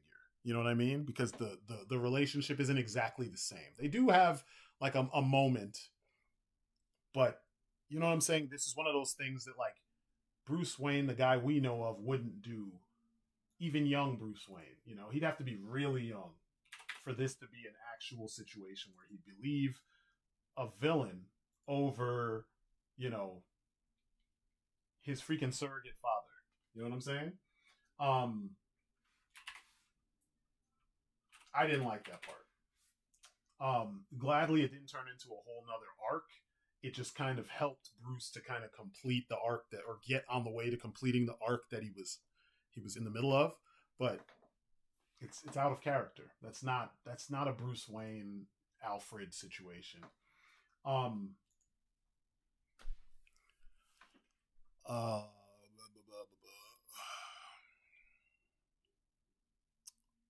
I did not like the everyone is corrupt trope. In recent years, everyone, including Superman, has been deconstructed, and it's like they've taken away the idea that someone could be good because it's the right thing to do. That there's always got to be some fucked up situation with them, you know. I hate that. I've known lots of people, especially people that were involved in my upbringing, who they like, how do I put this? Their whole life was built on helping people because a lot of wrong was done to them. And I know factual that they haven't done fucked up shit in order to get to the point where they could help other people. They would help folks. My grandmother used to help people because they were in a situation that she was in. She was an immigrant from South America. When she got everything under control, immigration shit, school shit, everything, and she got her house, she got a brownstone, that like an apartment, a brownstone that she turned into apartments. And she would help students from a similar background. Many of them were from the same country in South America, but they were in the same situation she was in, and she would help them. Food, shelter, give them fairly cheap rent, connect them with things that can help them, just because she knew how hard it fucking was. There's some Chinese workers and teachers at the school I went to for college, and they would do the same thing. Not just for Chinese students, but for other people. Mostly Chinese students, but they did it for other students too, you know? There are people in the world that do good because they've experienced the extreme end of how fucked up shit can get, and they've been on the receiving end of how fucked up people can be. The concept that none of these people in this universe, in the DC universe, can be good people because it's just what they were taught is bullshit. It's cynical, and it's like, what's the word I'm looking for? It is showing that you have either an inferiority complex, or you are very insecure about how you conduct what you do, that you need to now imprint that onto characters who are supposed to be aspirational, and you're supposed to want to be like them. Now, not only did they do that to Superman and Batman and all these other characters, they're doing it to Thomas Wayne too, so that they can make Batman, who's now acting like some emo kid that's somebody's son that works on these films, they can make Batman now experience that sort of situation. And I'm like, at what point do you guys just let fiction be fiction? It's fake. These aren't real people.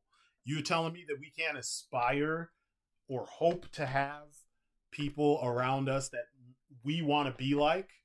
You know what I mean? Aspirational heroes. You want to fuck with aspirational heroes to the point where they're no longer aspirational, because guess what? They're just like you. What the fuck, man? What the fuck? I'm sick of that shit. It's tropey. It needs to die. It's shit teenagers do. Because with the teenage mind, which a lot of adults unfortunately haven't gotten past this, the teenage mind, you only have the two extremes. It's either the greatest thing ever or it's the worst thing ever. There's no gray area. These days, what you're doing is you're trying to make everyone exist in the gray area. And it's frustrating because it's like people exist in the gray area. Not all people. The gray area only works in certain situations. It doesn't work in all situations. Trying to always sit directly in the center on any subject is just not helpful. You may as well not do anything. And sometimes by inaction, you're just as guilty as those who act in a negative kind of way. So, I don't know. I wasn't good with that situation. You know, it sucked. Then, implied detective work. I don't like when movies imply detective work. I didn't like it in The Dark Knight, and I don't like it here. Make Batman actually pick up samples, go home, study. Don't just make him take pictures and sit there and stare at the picture. I mean, that's part of it, but that's not detective work in a whole. You know what I mean? Making Batman go to the crime scene and fuck shit up, you know, ripping up things and all that, that's not detective work, because there's a way you're supposed to go about doing stuff. And I get that he operates outside of the law, but he's utilizing the laws, some of the law's techniques and such. Give us his gear, or give him the proper gear to allow him to see the things that would help in the detective work process. Infrared in his contacts, so he can see, you know, infrared or black light, so he can see, you know, traces of DNA and things like that at crime scenes. Give him the various what's the thing I'm looking for? Magnification in those lenses, because they gave him the lenses. Let him magnify the you know, what he's looking at, so he can see small details, catch hairs, fingerprints, dirt samples. You know, like, he needs to be doing the forensic shit and the overall, like, clue gathering while he's there, because he's supposed to be the one-man version of what the whole GCPD's forensics team and, you know, detective or special investigations team would be doing. He's one guy doing all that stuff, but we don't get that. Yet in the reviews, people are like, yo, he's doing all the detective work. No, you're giving an implied version of this. We should be seeing him actually. I mean, they do it in the fucking cartoons. And I'm still going to get arguments because this is the internet. You just have to argue because it's Batman. You know what I mean? But it's legit. I mean, you've seen what Batman does. You've played what Batman does. And then we watch movies and they never get him to that level. At what point are you guys going to actually say, like, call a spade a spade? You enjoyed the overall ride, but here are things they could have done better. Better detective work. Give people some information that they could take away and then look up and be like, oh shit, that's exactly what that really is. Not, you know, Batman just has a hunch, and then, like the fucking 1960s police dramas, I got a hunch, I'm gonna go back to the crime scene and case the joint and make sure blah blah blah. Get the fuck out of here, man. Like, that's what you got.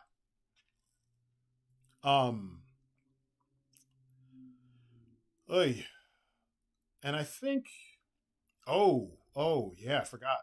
So there were, like, a lot of weird things about the riddles and the way the riddles play into the actual world itself and the events of the movie. The biggest ones, there's a riddle that he doesn't solve, and then the movie forgets about it. What's red? No, it's black and blue and red all over. And you think it has to do with black mayor, black Commissioner Gordon, and the police, the rest of the police. Or black and blue because they'd be beaten and then killed. You know what I mean? Hence the red all over, blood. Because, you know, the final third was going to be like a bloodbath, you know? But they just forget that was even asked, you know? Then, there was, prior to that, there was the whole thing with Falcone, right? The Riddler in the prison tells Batman that he needed him to complete that last kill, which was Falcone. He needed to have Batman bring him into the light so that he could kill him. A couple scenes prior, everyone was in the light at a funeral, including Falcone. Why didn't you snipe him then? Like, there's moments where better setups existed for what was supposed to happen or going to happen, but the direction that was chosen in this same series of setups doesn't quite work as well as what could have happened based on, you know, the way the scene was set. If you say some certain things and then you play out a certain series of scenarios, the details are important. And when you're doing this kind of, like, you know, follow the clues kind of cat and mouse mystery type thing where you have to follow the clues and see how the clues play in the greater scheme of things, you have to be consistent, and your script needs to be ironclad, needs to be super fucking tight. You know, I use as the two examples I always like to use for this are Memento and The Prestige. All the information was given to you from the giddy up.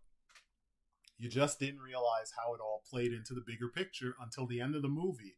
then you realize that you saw everything that was a clue to understanding what was going on. It's just that it was given to you in a way that, unless that's where your mind went, like now when you watch the movie after you've seen it the first time or the second time or whatever, now you know that you should be paying attention to all these things. But when you watch it the first time, you're just taking in the story. And these are Christopher Nolan joints, right? And I'm not a fan of Christopher Nolan, but I think The Prestige is his best movie by far. The script is tight. The emotion is there for some of the stuff that's going on. The performances are all on point. Fucking David Bowie killing it as fucking Tesla. I don't know. It's weird. It's really weird watching movies and trying to just be like, I'm just going to take it for what it is. But then the people who make these movies aren't taking it as seriously as they should. Like, when you think of, my criticism always comes from this. The people who make these films make millions. They get paid. And they're considered the best in the business, you know? That's why they're in Hollywood doing what they do. The producers, the producers don't want low-tier talent. They always want guys that have long-ass resumes because they've been doing this shit forever. They want people who have shown that they can do whatever the situation is, you know? And then they get them all together on a project. And nobody calls out these inconsistencies, or no one calls out the fact that these other films had ironclad scripts and they presented information a certain way that was effective. Maybe we should try to do the same thing. No writer ever is like, this was effective. This was 100% effective. Nobody saw this and didn't understand what they saw. You know what I mean? Everybody got it. Especially once everything was revealed at the end. Everybody got it, and then they realized that, oh shit, the person who wrote this has fucking skills. You know what I'm saying? I don't know. The Nolan brothers, I give them props for their writing ability to a degree. It seems like as they got more money, they stopped writing as tight. And they aren't writing together as much. But I don't like the fact that this movie could have just easily been really tight with all the events, all the clues. Could have been really tight, but they tried so hard to make the movie feel so earnest that in presenting a super earnest type of approach to everything, which is not like it's the first time it was ever done, they got caught up in that, and then they let everything else kind of, you know, lag. Everything else kind of drooped. And that sucks because it's Batman. He's not rocket science. You know what I mean? Like they're with having the best people in the industry working on your movies, and then having a character who's one of the top characters, most recognizable characters in the world. Stories for 80 plus years that you can pull elements from, and he did.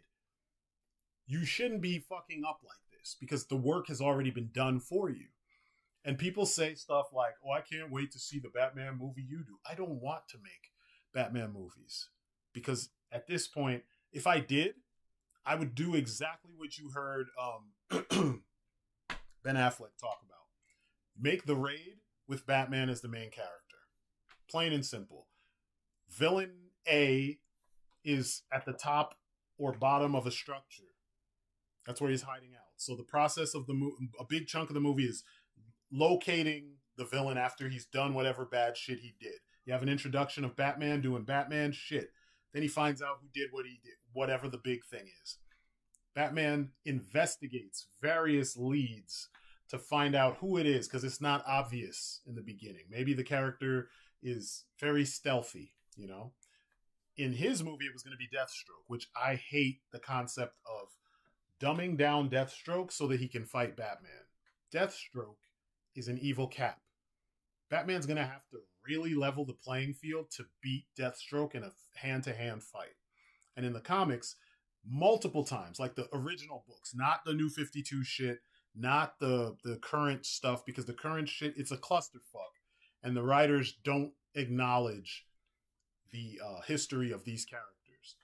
Batman rarely ever was able to beat Deathstroke in the past when they did cross paths, and they didn't always cross paths. But anyway, pretend it's some version of Deathstroke, or maybe it's Wintergreen, or maybe it's KG Beast.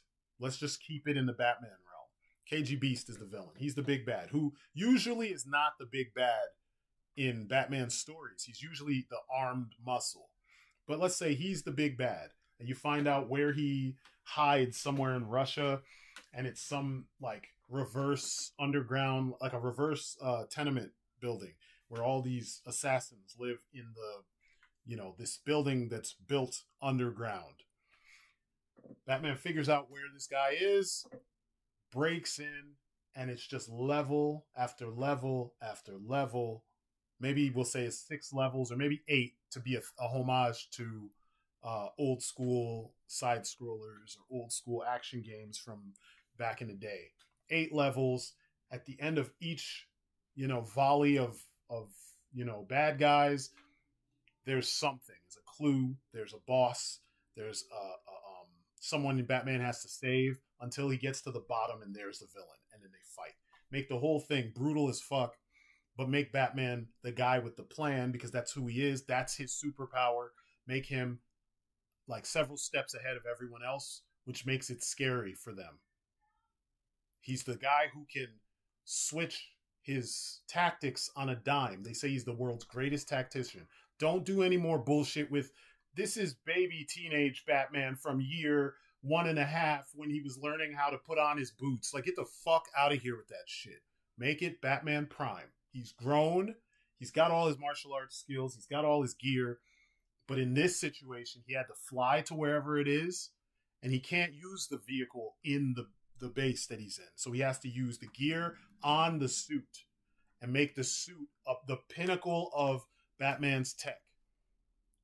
Like Arkham Knight type shit. He goes in, he's got, you know, his different grapnel guns, different bolo throwers, fucking miniature mines, fucking smoke bombs, freaking a fear gas pellet, all that shit, so that we can see what Batman would do down to the last thing in his belt to stop, you know, several, maybe there's 50 guys in there altogether, you know, to stop 50 mercs.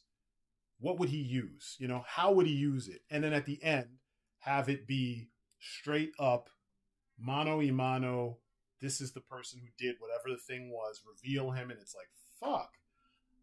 Make the reveal, you know, more dramatic than what you initially assume you were going to get. Maybe the images that Batman had when he was doing his research and he was sleuthing around and shit show old footage of KG Beast, and then the new version of KG Beast is some shit out of fucking Metal Gear, and you're like, god damn, KG Beast is like a literal beast. What the fuck?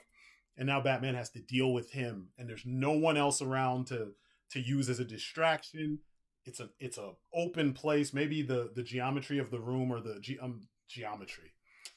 geography of the room would allow for, you know, cover and jumping off of stuff and everything. But the spectacle would be this fight, because we've never really seen Batman fight this much.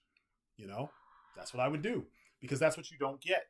Mix the detective shit and the action shit, because that's what Batman is at his core. He's not some morose detective that just figures shit out and then broods and cries about it. The fuck out of here. And for all of you who think that's who he is, you're just wrong. You know what I mean? You're just absolutely wrong. You know? Another thing they could do is just jump to the future and do Batman Beyond. Call it a day. You know? But instead, we're going to get another person's take on Batman. Another person's idea of how he started. Another person's idea of when he fought the Joker. Another person's... It's just going to keep going and going and going. It's the same period of time all the time.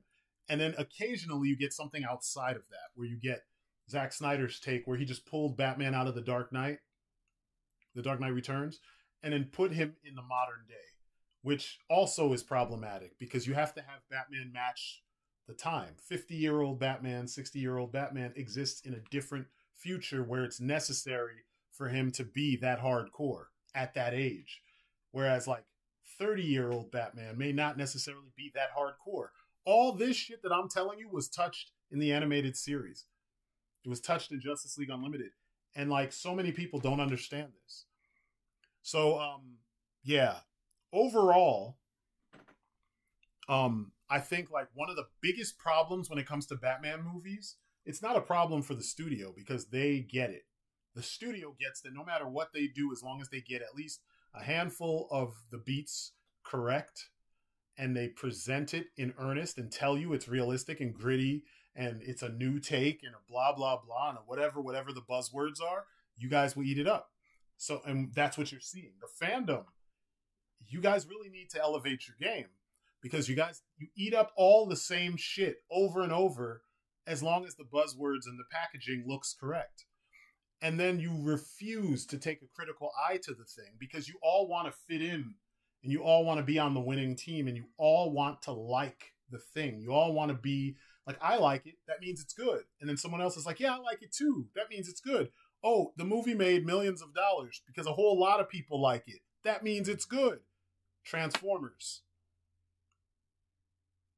The movie's made a fucking mint. I think between the, what is it, 3 of the 4 or 4 of the 5 or 6 movies, they made like several billion dollars. You know what I mean? Like several billion. Yeah. That doesn't say shit. All that says is people wanted to see a spectacle, and it doesn't really speak to the quality of the film. This isn't sports. You know what I mean? Yeah, shit movies make money all the time. And there's a lot of good movies that end up getting panned at the box office only to get rediscovered later on, you know, whatever the media is, the alternative media, DVD, Blu-ray, streaming, and then people are like, oh, this movie is amazing. It's happened all throughout the history of film. Big Trouble in Little China was panned. People were calling it racist and all this shit, and then it found a cult following, and now it's fucking way more popular on the you know, all the different media after being out on film. You know? It's just one of those things. You have to be able to understand how the machine works and don't fall into all the fucking generic ass traps. If you enjoyed the film, don't get me wrong, that's fine because you're allowed to enjoy what you enjoy. But don't be trying to find, don't try to base the quality of the film on the amount of people who like it. You know, because liking it alone doesn't dictate the quality of the thing. It doesn't even illustrate the quality of the thing. It's got to do more. You know, you should be able to take it apart and say, okay, these things work, these things don't work. And it's not like some kind of attack on people. When I attack the fandom, it's because the fandom bends over and takes everything and then turns around and complains. If you turn around, spread your butt cheeks and say, give me all you got. How are you going to get frustrated when you get an ashy dick? You said, give me all you got. You didn't have any objections. You literally spread your cheeks. So where's the disconnect? Yet you have it with your collectors. You'll buy up everything Hasbro makes, then you turn around and make reviews and make videos where you bitch about Hasbro's process, but you're pre-ordering everything. You don't even go and search it out in the wild. You pre-order, knowing the lack of quality. Then you complain and you make fucking sites on Facebook talking about what the fuck, Hasbro. And really? Video games, same deal. You pre-order everything, special editions out the wazoo, but then you complain that everything is walled off and there's microtransactions and there's this and there's that. Stop buying all the shit. You keep supporting shit that's not good for us. And then you get mad that it's not good for us. You know it's not good for you. This has been a fucking routine by now with the people who make this stuff. Movies. Why are we getting another Batman? There's 3 more Batman on the way. Keanu Reeves in the stupid Super Pets movie might be funny. My son will probably like it. And then Affleck and Keaton in whatever the Flash movie is going to be called. That's a lot of Batman in just a year. That's between now and 2023 if everything goes according to what they have listed. Are you fucking kidding me? How much Batman do we need? We used to complain about oversaturation of Batman and Wolverine and Harley Quinn and Deadpool. And now that was in comics. Now they're doing it on screen, spending millions of dollars. Meanwhile, we've yet to see Robin. We've yet to see, we're going to get a Batgirl movie, finally. We've yet to see actual Nightwing in film. We've seen him on TV, but I'm talking about in a movie. And an accurate Nightwing, too. Not a kind of accurate Nightwing. You haven't seen Killer Croc, like legit Killer Croc. Not some bootleg cosplay. I'm talking about like legit 9 feet tall, 10 feet tall, 7 feet tall, fucking Killer Croc looking like some shit out of the Arkham games. Nothing. We've never seen that. Mr. Freeze.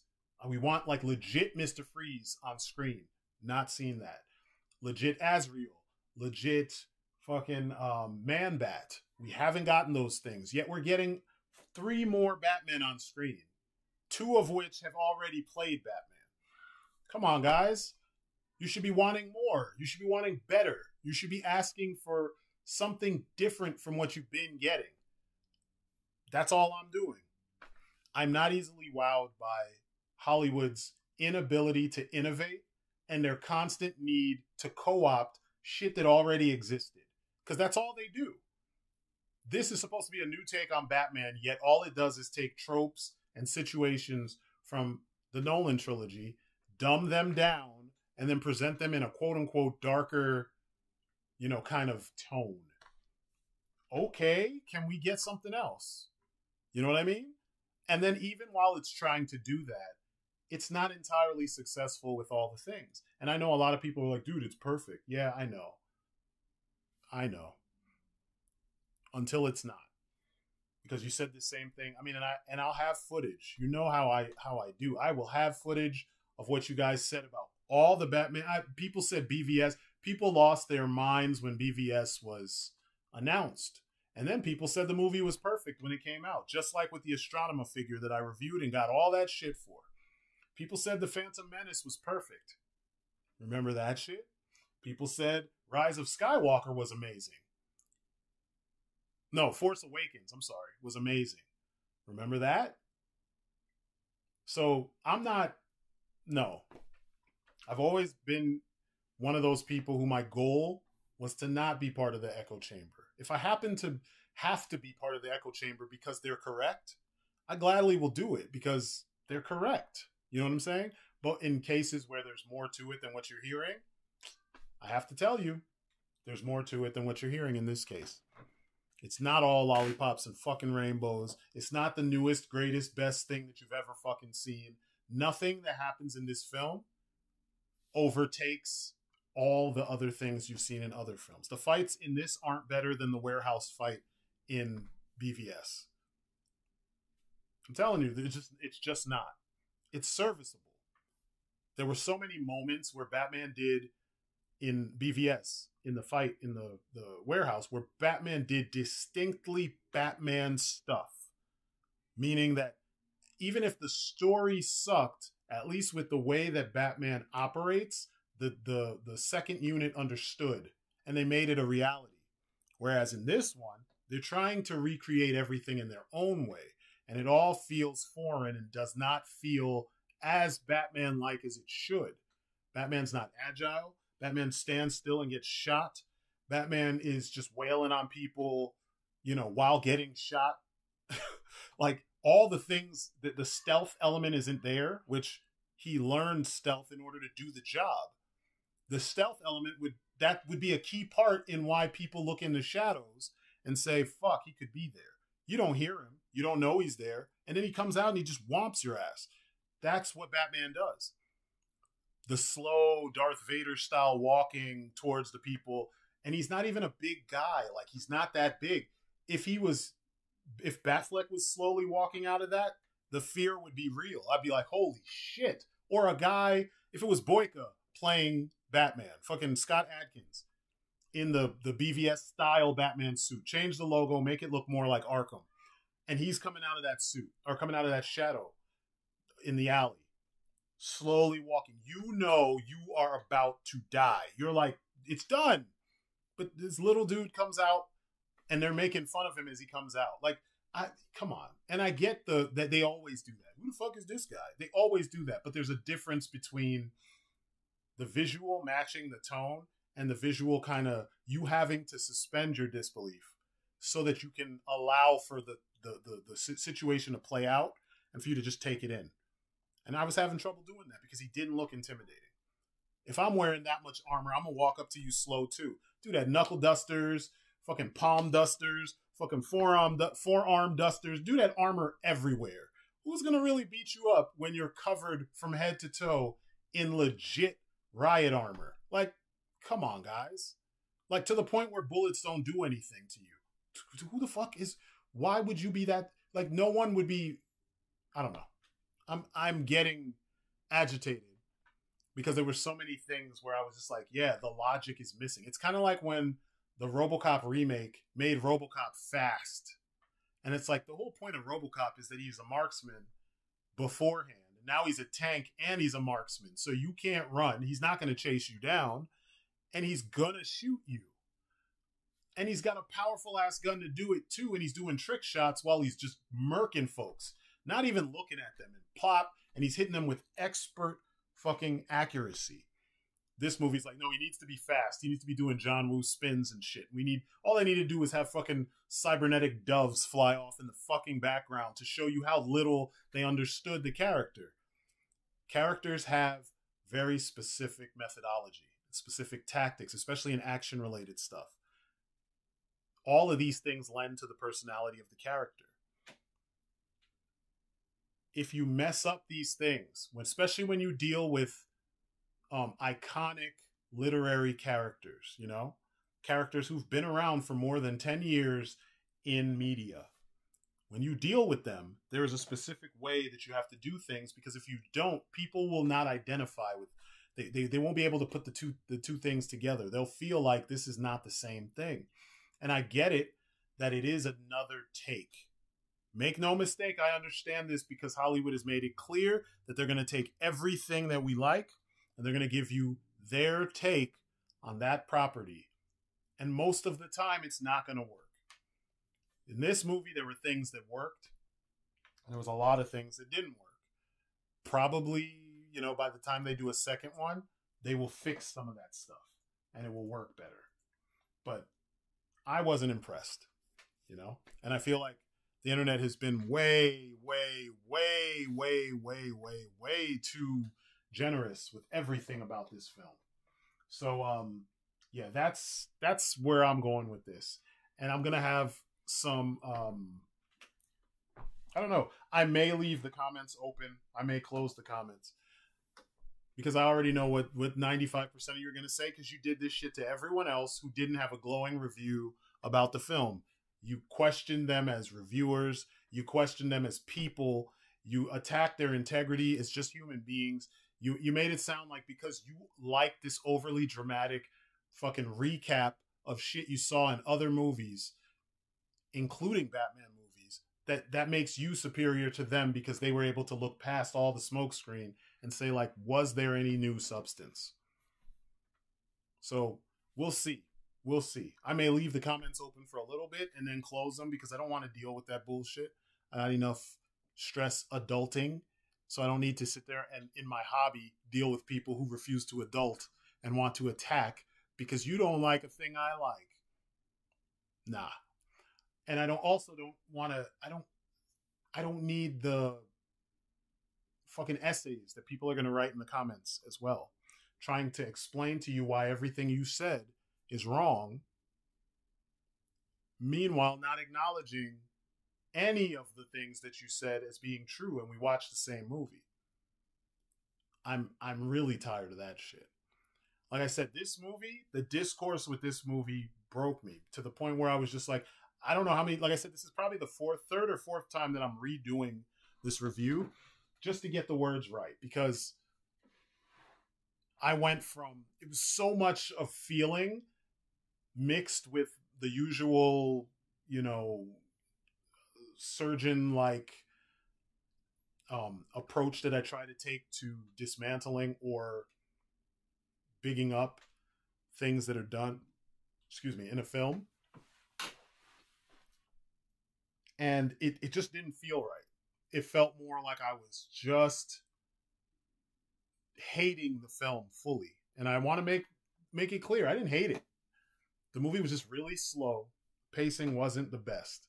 And things were given way too much importance that were very simple and very easy to understand. Meanwhile, there were other things that were a little bit more complex that the time wasn't taken to allow you to like push those things to the forefront. Conversational things that are supposed to have more or less relevance weren't given the relevance or the time, or shot in a way where you understood immediately more relevance here. This is a double meaning. There's more going on than what you're looking at. You know, nothing was done like that. You know, it was very stock, very straightforward. And to hear people give it the glowing reviews and tell me the cinematography is amazing, get the fuck out of here.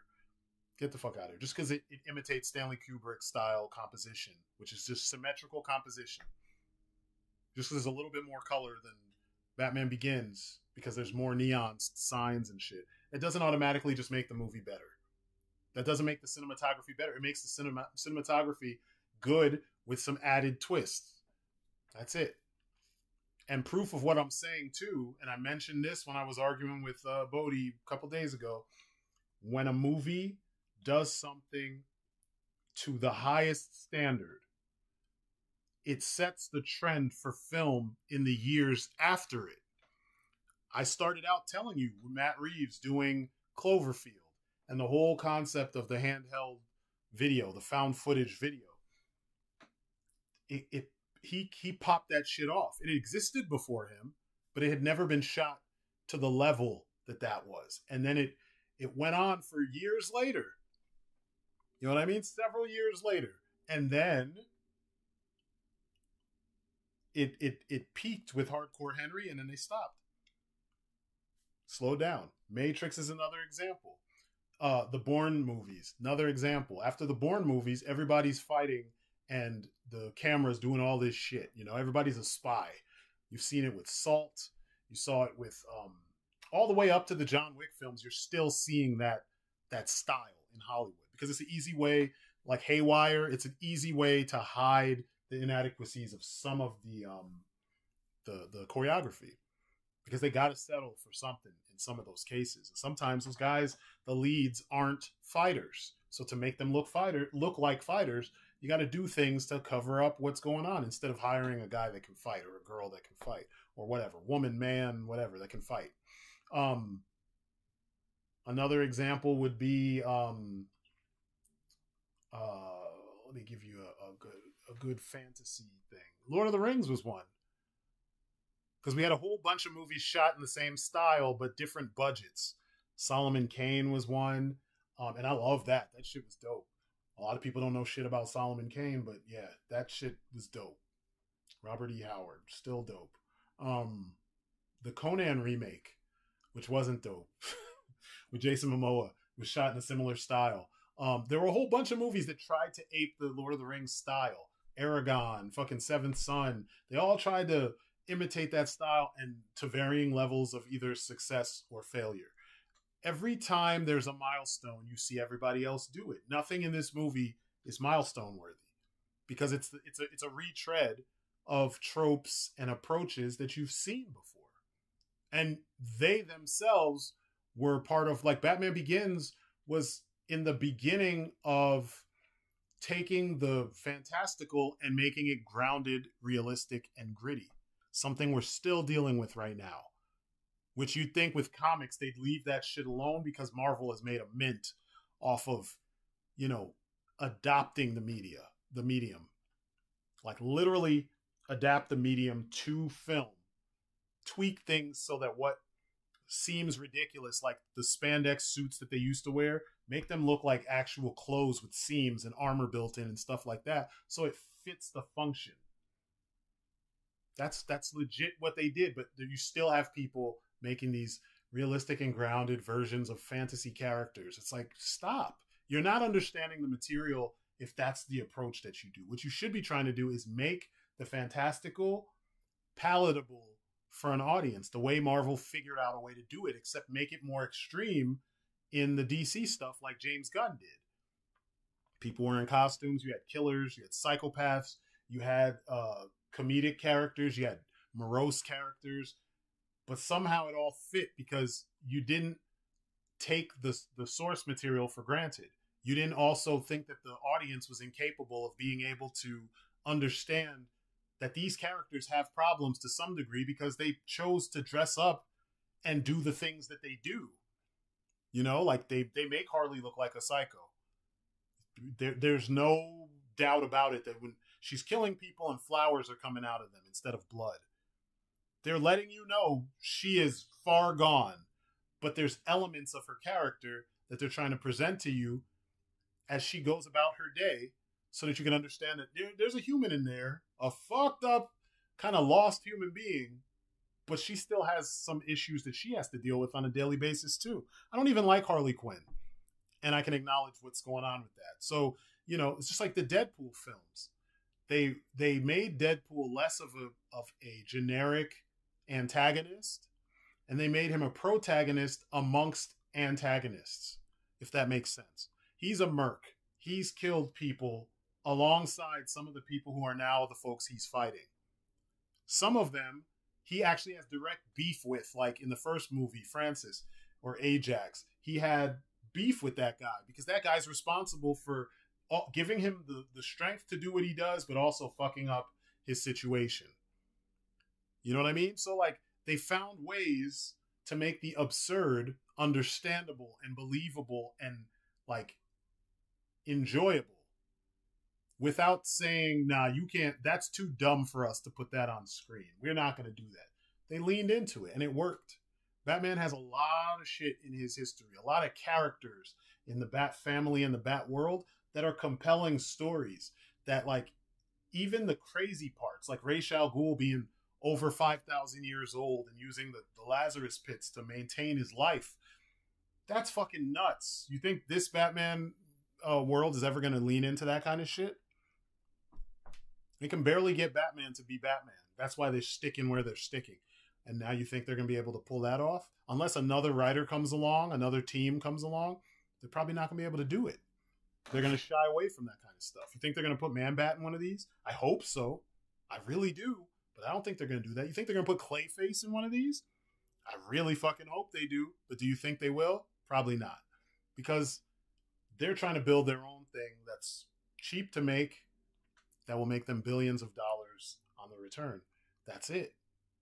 I mean, like, if ever there was a blueprint that was obvious, just look at how low-tech everything is. They put Batman in a muscle car. I mean, like, forget the fact that the car looks nice, right? Number one, they took Nightwing's muscle car, amped it up, and then gave it to Batman.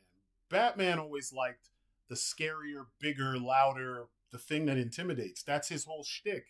Whereas Nightwing likes the understated type deal. If you go back and read early Nightwing comics, he had some kind of like Mustang or Camaro or something that was sort of souped up, but it was black.